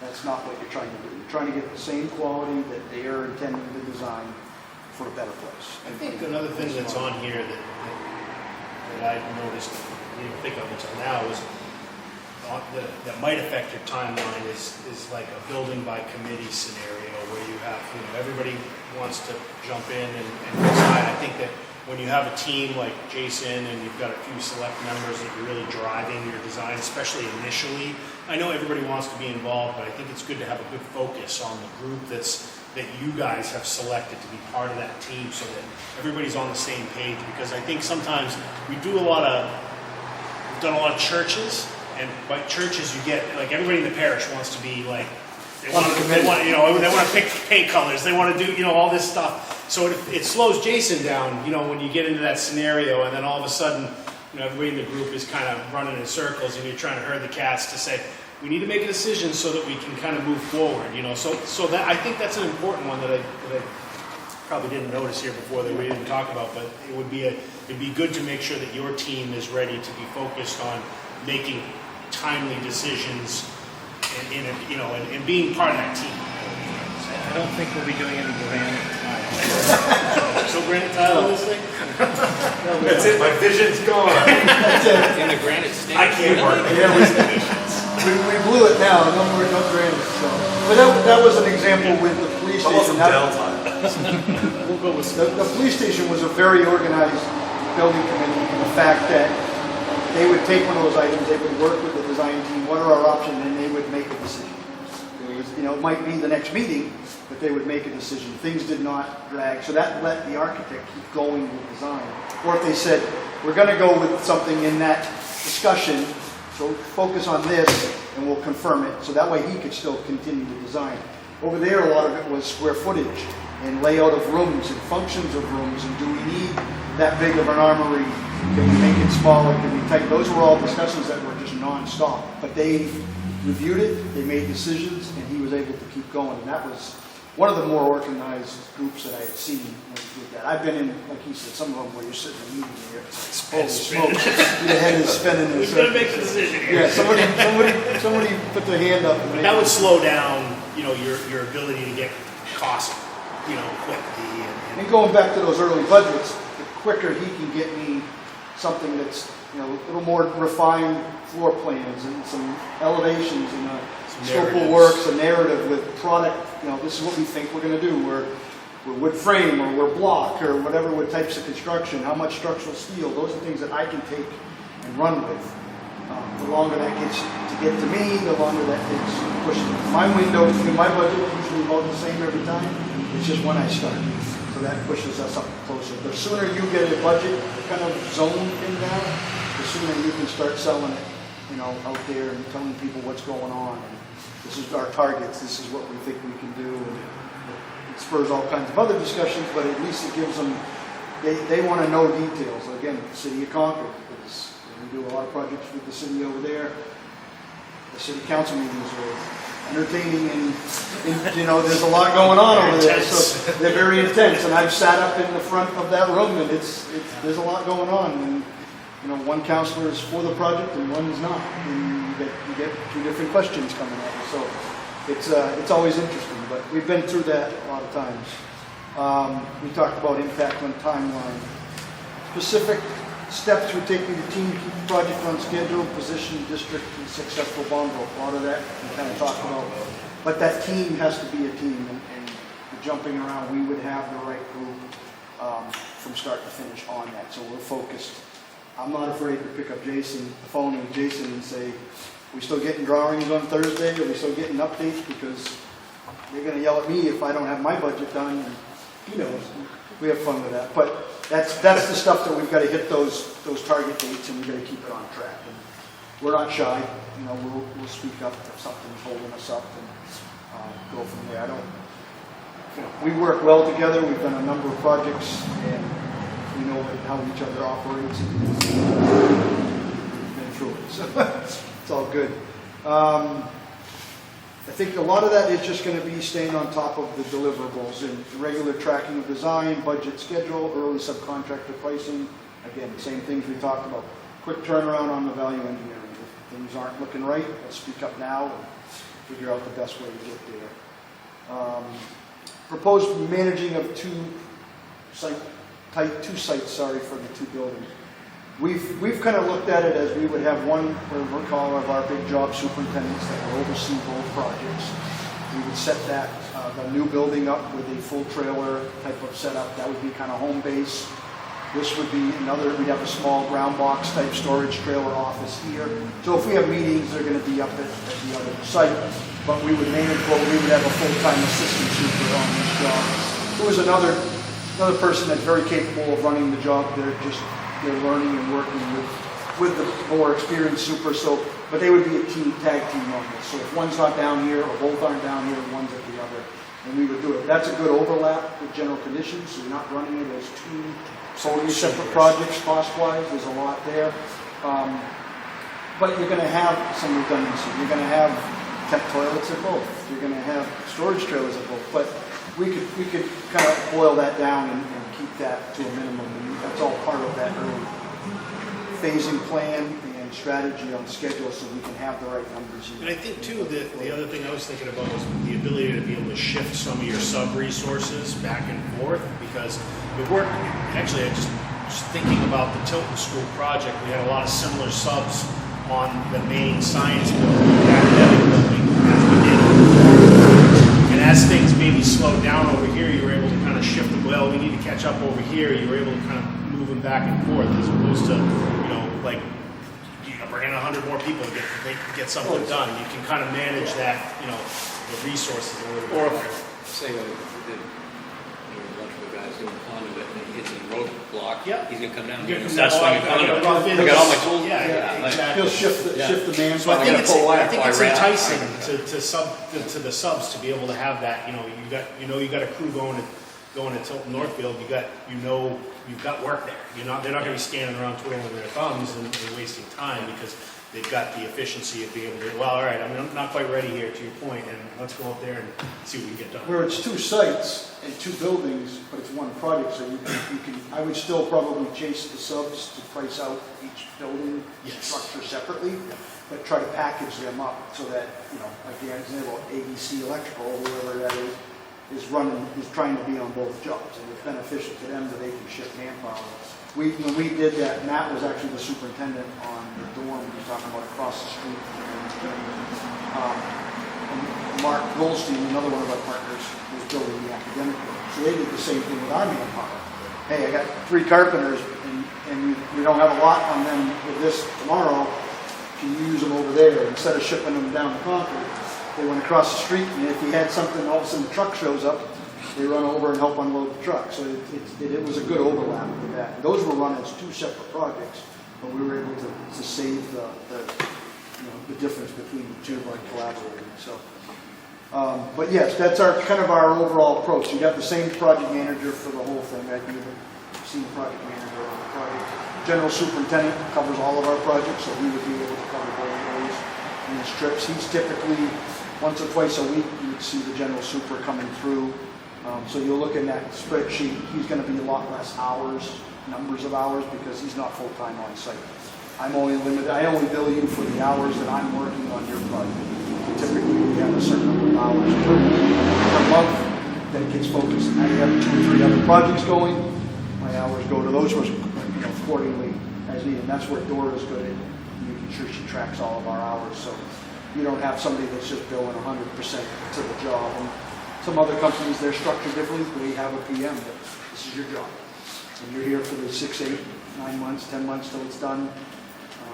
Get it done, and you're billed 100%. So we kind of use that to our advantage to be cost effective. But I think most of that is the overlap with the necessities on site. Park Street project, new facility adjacent to existing structure. We've worked on, again, we go back to we working in your house. We did some stuff just recently, smaller projects, but the city of Concord got a new ladder truck didn't fit in their overhead door, so we went in and raised 2 headers up over their doors. So they had to use other bays, but for a few days we went in and we moved headers up, redid the masonry, and got them back open. Call came, the deal was get out of the way and just let them go, and they come back. So we were able to work that with the city of Concord. We do a lot of maintenance. We have a maintenance contract with the city of Concord, city of Manchester. Matt did the EOC down at the city of Manchester, the main station. We had to do the Emergency Operations Center at the main station on Pine Street in Manchester. And they had to remain open, obviously. It's probably one of the busiest stations in the state. And brand new Emergency Operations Center. We had to work with them. We shifted their existing, operation into a, small closet, so to speak, so they could at least operate when they needed to. Fortunately, they didn't have any major emergencies, but we had to work with them and make sure that they were able to operate and do whatever they needed to do. They had, facilities upstairs, offices upstairs, chief's office was right down the hall from where we were working. So everything had to be tidy, neat at the end of the day. We had to have access with through different doors to get the subs in and out and work with them on coordination and all that stuff. It worked out really well. I'm doing a project right now in Barnstead. It's the Barnstead Elementary School. It's like a $25 million project, and we're actively building. Right now we're not because kids aren't in school, but we're actively building this project. We started 2 years ago through multiple summer projects, and then we're actively building during the school year. So a lot of our supers, most of our supers have learned that they've got to be heads on a swivel. They got to understand what's going on. They hear the tones go off. They're going to know that, okay, everybody pay attention. Things are going to get live around here.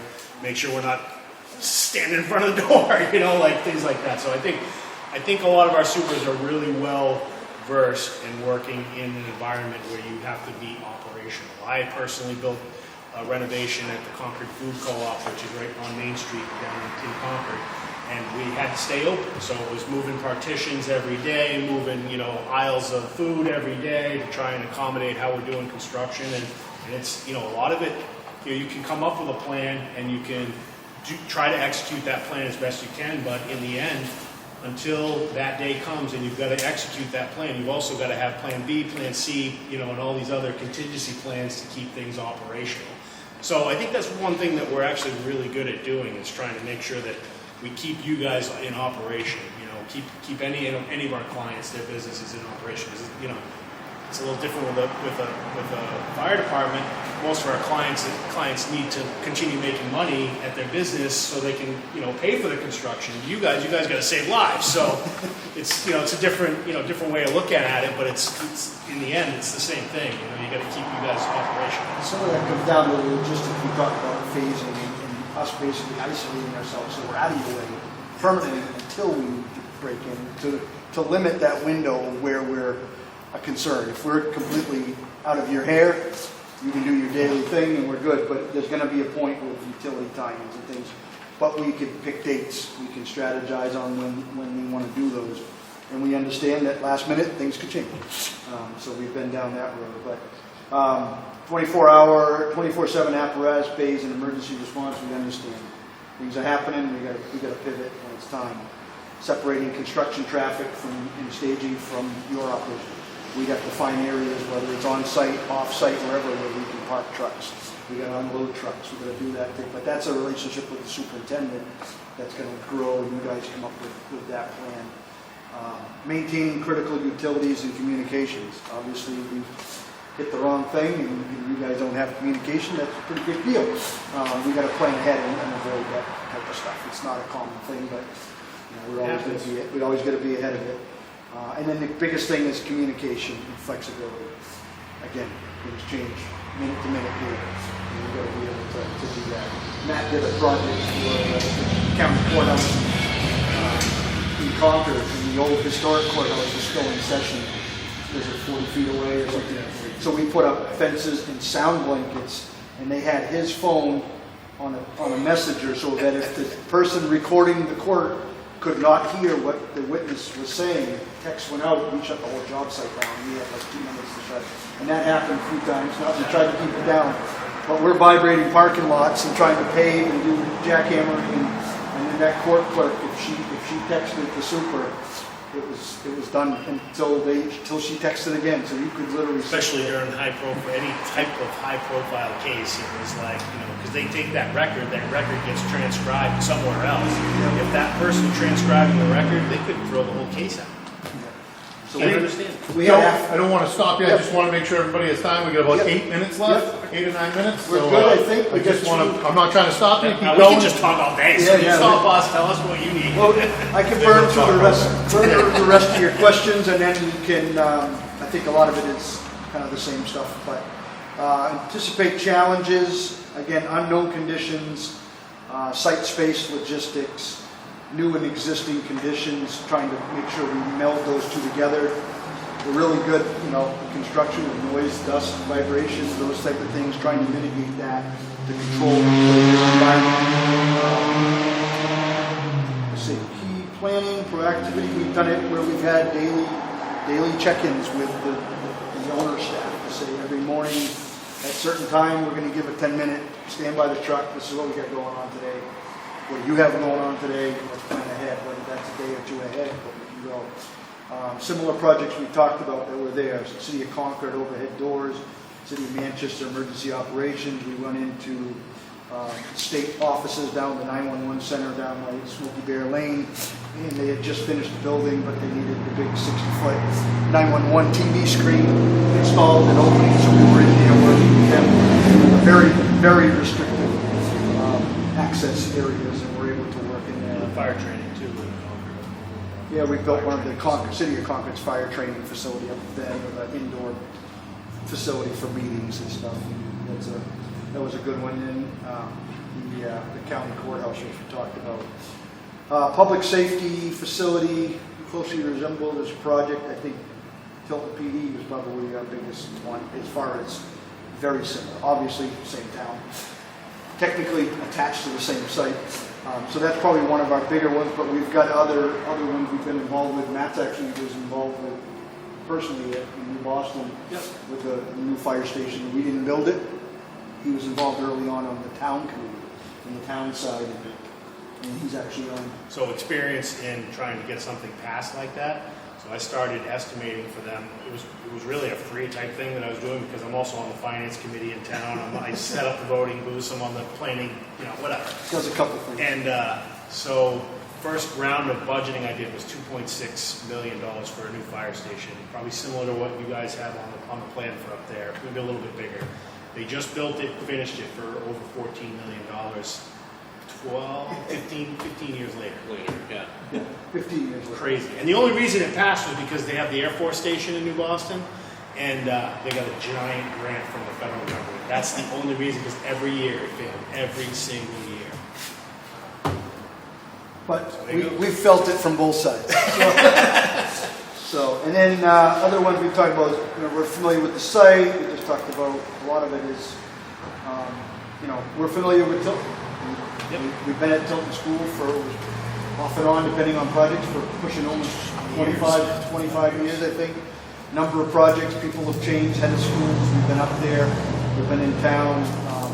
Again, Kevin, Chuck Drew, there's a few others that were in those committees I'm still friends with and still talk with here, not every day, but we're still friendly, and it was good relationships that we had. And I think Chuck just sent me something on he's on camping trip this week, so with the family. So I just, it's neat that you can meet people in the business, but then stay personally, in touch with those people. But we enjoyed the process last time, and when this came back around, we wanted to jump all over it because we really think it would be a good fit for us, and we understand it could, depending where it goes and when it passes, but we're along for the ride for that. So but that's kind of our update on your questions, and we are open it to anything else you got. Questions? Covered. It was in my head. It was kind of covered along the way. Yeah, we've done a few of these, and I like that we actually take, when you send stuff out, we take them and kind of put answers to them ahead of time because it lets us think and get you the accurate, real reflection of what we got. But it looks like a great project, and 2 different sites makes it a little more challenging, but it's definitely doable, and it's right up our alley. Is the type of projects we chase. We don't go after a lot of different stuff. Most of our stuff we don't do a lot of hard bid stuff and chase it. We like the good relationships. We like the team approach. We like being part of the community piece and getting it done. So. Frank always used to say we're the warm and fuzzy. Did you say that? I've heard him say that. I never got He's not here. Sure or not, but Yeah, but again, it's part of the thing. We like to build the relationship. We've got certain towns and certain customers. We've been working with Primex. We did their first job probably 15 years ago, and I think I've been in their building every year for something. I just got told today they got bathrooms they're going to renovate that I've been working on for a year. It's not a big job. It's a small renovation, but they need them done. And obviously, you guys are familiar with what they do and the outreach with the public sector, fire stations, police stations, and all that. So it's good to hear the different groups that are out there and what they're doing. Those are the type of relationships we build year after year. It continues on. Appreciate you having us. Well, thank you so much. Thank you. Certainly appreciate it. Thank you very much. Thank you. Thank you. Thank you very much. Thank you very much. Thank you. See you again. Good to see you again. Thank you. That was your, the gentleman who walked in, that was your relative. Oh, was it? Yeah. I was going to say something, but I didn't want to cut you guys off. Yeah. That's pretty well. It's not a super common name around here, so you never know.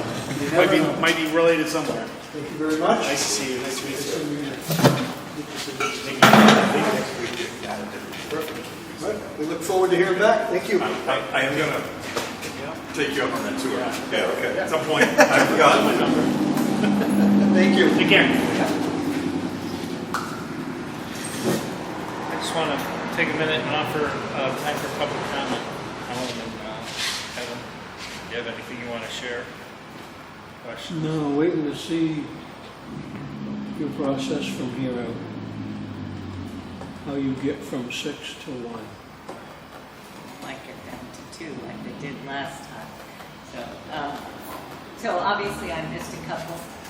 I missed one completely. And so yesterday, I liked the first group. I think they're a little too small, but I liked them. It was Bowen. Yeah. And you can pronounce it. It's because I've done work with them. Okay. No, to me, everybody's saying the same thing, right? So not everybody talked about the pre-construction, pre-bond vote costs, so I can't compare on that kind of thing. So if I just look relatively, they were all saying the same thing. I got warm fuzzies from the first night. The second group, the Fulcrum, Yeah. I didn't. For the part that I was here, I didn't like them. They turned me off right from the beginning, so I wasn't listening, and I was glad I was leaving, I have to say. But that's me. The third group I didn't see. Ekman, I'm not so sure about. I certainly have the experience, but... Who's that? Ekman. That's the first group. That was our first one today. They seem pretty large. I don't know. I don't know. BPS I liked, so they seem to be a little bit larger than Bowen, but they're local. They've obviously, okay, I didn't like this project. I didn't want to spend the $10 million on this project. I hated it. But they probably have very recent experience with qualifying local contractors. So I think that's a positive, whereas here with the Tilton PD, and that was what, 5 years ago now? I mean, the whole dynamics have changed. Years. Down in 21, they moved in, so, That's COVID. yeah, it was COVID. So I don't know if that's really an advantage in that department, although everybody works with locals, so. And then Milestone I was okay with, I'm just, I don't know. And I think you verbalized there, I think we had 3 very large companies, Fulcrum, Harvey, and Beckman. And then I think we had the 3 smaller local companies, Milestone, BPS, and Bound. So yeah, that's the same sort of perception I came away with. I mean, Balance really small compared to the other 2. That's my only concern, that if somebody really gets sick or something. I don't know. But I guess in the end, it's warm fuzzies. So, who do you feel good about working with in the end? That's a really good point. Who do you want to meet with Yeah. and work with for the next 2 years, 3 years? And price. Well, that's price, Well, I absolutely. mean, no matter who you pick, you're going to end up, they're probably all going to end up with the same pricing because they're going to have the same kinds of issues. On the with project side of it? materials or whatever. I would suspect, I mean, I don't know. I mean, I don't know if that's your experience working with them, but you know, they have to go after the same types of materials, and if we want to do X or Y, they're gonna, you know, nobody seems to have a big advantage in that department, so I don't think. So I was trying to approach it from, without looking at the numbers first, Yeah, you know, which, if I had to narrow it down to 2 or 3, well, in my mind, that was easy, by who I liked. yeah. But when you look at the numbers, some of these people are 50% more than. And see, I don't have that information. So, for me, I think it'll be pretty easy. I'm going to go home over the weekend and ponder some of my thoughts. I was writing notes, review some of these numbers. Is there anything in here that you wanted to update, or is this okay? And then I think Monday, I would hope that we could come in and talk about who maybe our top couple choices are, and then we can narrow it down to one. I think it's going to be easier than I thought it was going to be. I already have a plan, and I have a plan to pivot based on what you both, your input. I have a way that I know who I like, and I know who I have a plan B plus. You know what I mean? It's like I'm not targeted on one, but I think a shorter list is something that, like, we came to a consensus, and all 6 of them can build it. I've kind of narrowed it down to 3. Yeah, and that's kind of where I'm at, and I'd be And anxious it's to hear. I mean, like you said, I'd have to think about the 3. Yeah. Well, okay, so I was going to say, I mean, would it be inappropriate if you're prepared to do it in the interest of time? And if it is, that's fine. The only thing I would mention is you have it on the schedule if anybody from that building committee is planning on being there Monday for input. I don't want to, it's your committee, this is your committee, however you want. But the public is expecting you to do that on Monday. Yeah. Okay. So yes, inappropriate. Yeah. But you want to go from 3 to 1 in that same meeting. Okay. So you're going to have to orchestrate that. We- pretty carefully. 'Cause otherwise, you're not going to have a decision. We've done it. Which is the expectation. We did it. We talked about it, and But, we came to okay. a good consensus. Now, I've already in my head having them ranked, so. Okay. So it'll be an interesting conversation on Monday and see where everybody's at. That meeting is in Tilton Town Hall. It's Yes. not here. Yeah, upstairs. Upstairs. Upstairs. Kevin? What numbers are you talking about when you say some are 50% more than others? So we put together a spreadsheet that included their cost to get to district meeting, their cost after district meeting, their general conditions, so things like temporary fencing and trailers, and then their percentage of the project. They charge a percentage fee on the price of the project. So some of them have. You're totaling that? You're Well, coming up with 50% more on others than? Yeah. If we used and I used a $8 million project and used that against their percentages but their percentages ran from, it's appropriate to talk about that now? I would. Okay. I mean, there is a huge variation in percentages. So when you apply that to that $8 million, but there was huge differences in their general conditions by hundreds and hundreds of thousands of dollars. Wow. Some of the firms are not going to charge us anything to get to the district meeting. They're going to do that. Or they're going to charge you credit back. I No, heard one some group of say. them are going to charge. Some of them are, hey, if it fails, we'd like to get paid for what we did do.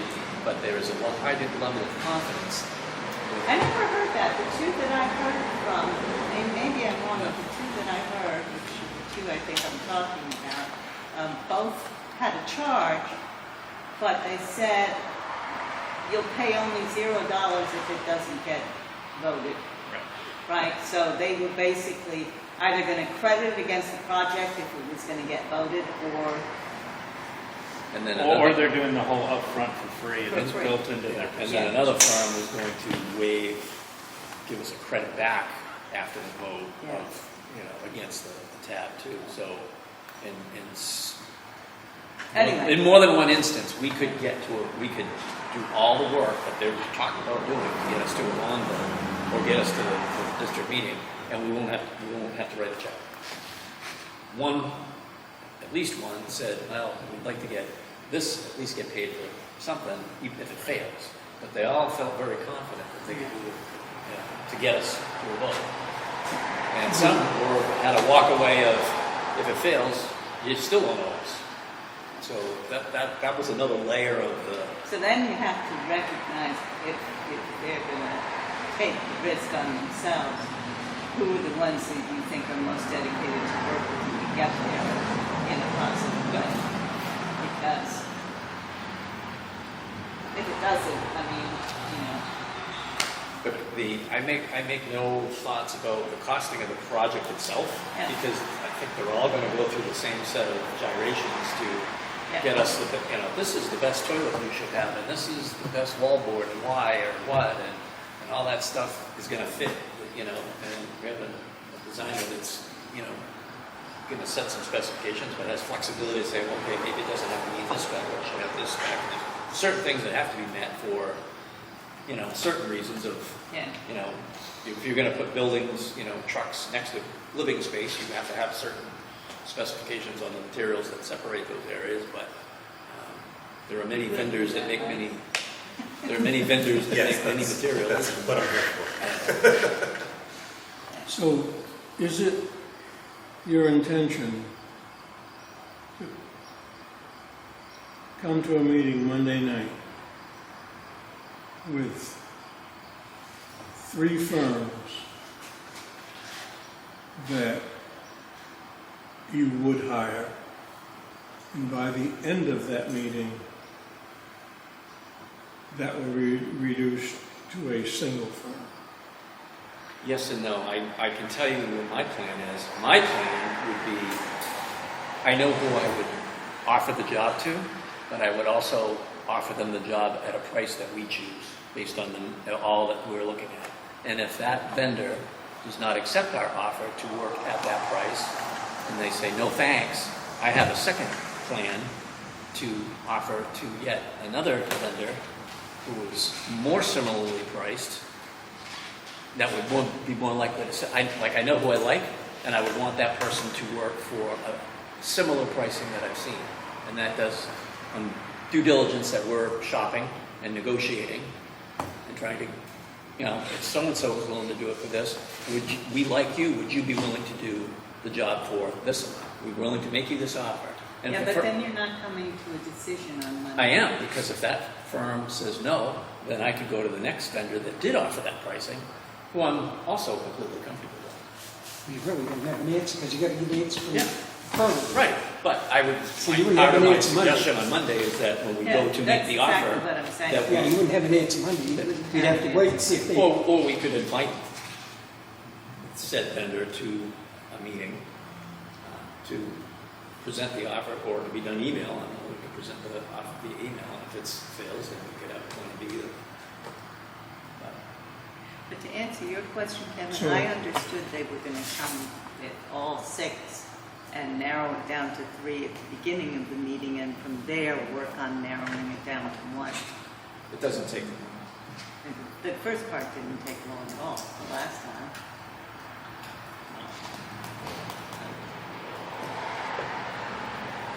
Anything you need to add or want to add? The only thing I want to add is you guys have a tough decision to make, and I'm kind of glad I don't have a vote in it. But I'm excited for the district that we got.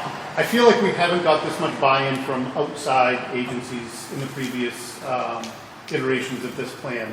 And to have 6 strong, good construction management companies come in and say, we want to work on your project, I think that speaks volumes to the project we're trying to do.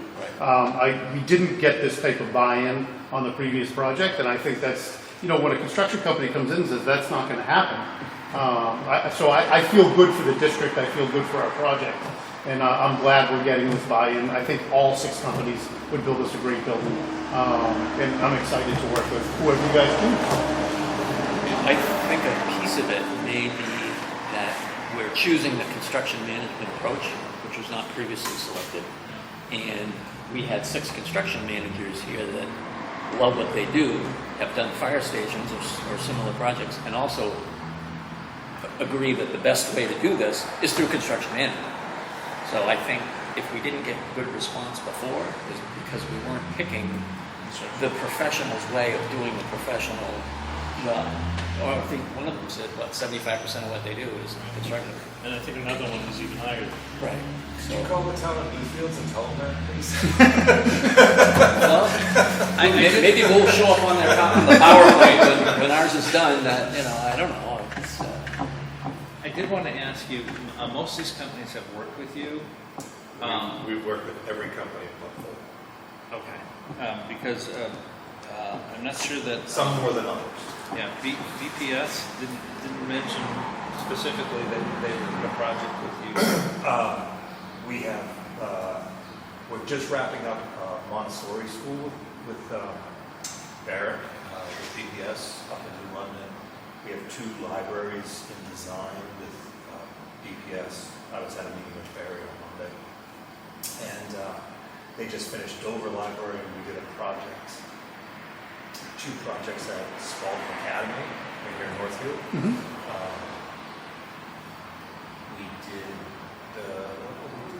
We did a car auto, an auto shop. Yeah, so we've done. It just didn't get mentioned in the... Kevin was the super on the Dover Library project. Very, very challenging project. Historic Carnegie Library, if you're not familiar with it. We did a very complicated addition where we not only tunneled under part of the existing building, but we also built and suspended a building over it. And it came out phenomenal. They did a really good job. And very, very proactive problem solvers on something like that. I was on Kevin's speed dial with it. All right, anything else, Paul? No? need a motion to adjourn? I will entertain a motion to adjourn. You got it. I'll second. All right, we have a motion made by Jason, seconded by Paul to adjourn. All those in favor say aye. Aye. It's 7:05 p.m. Thank you all for coming.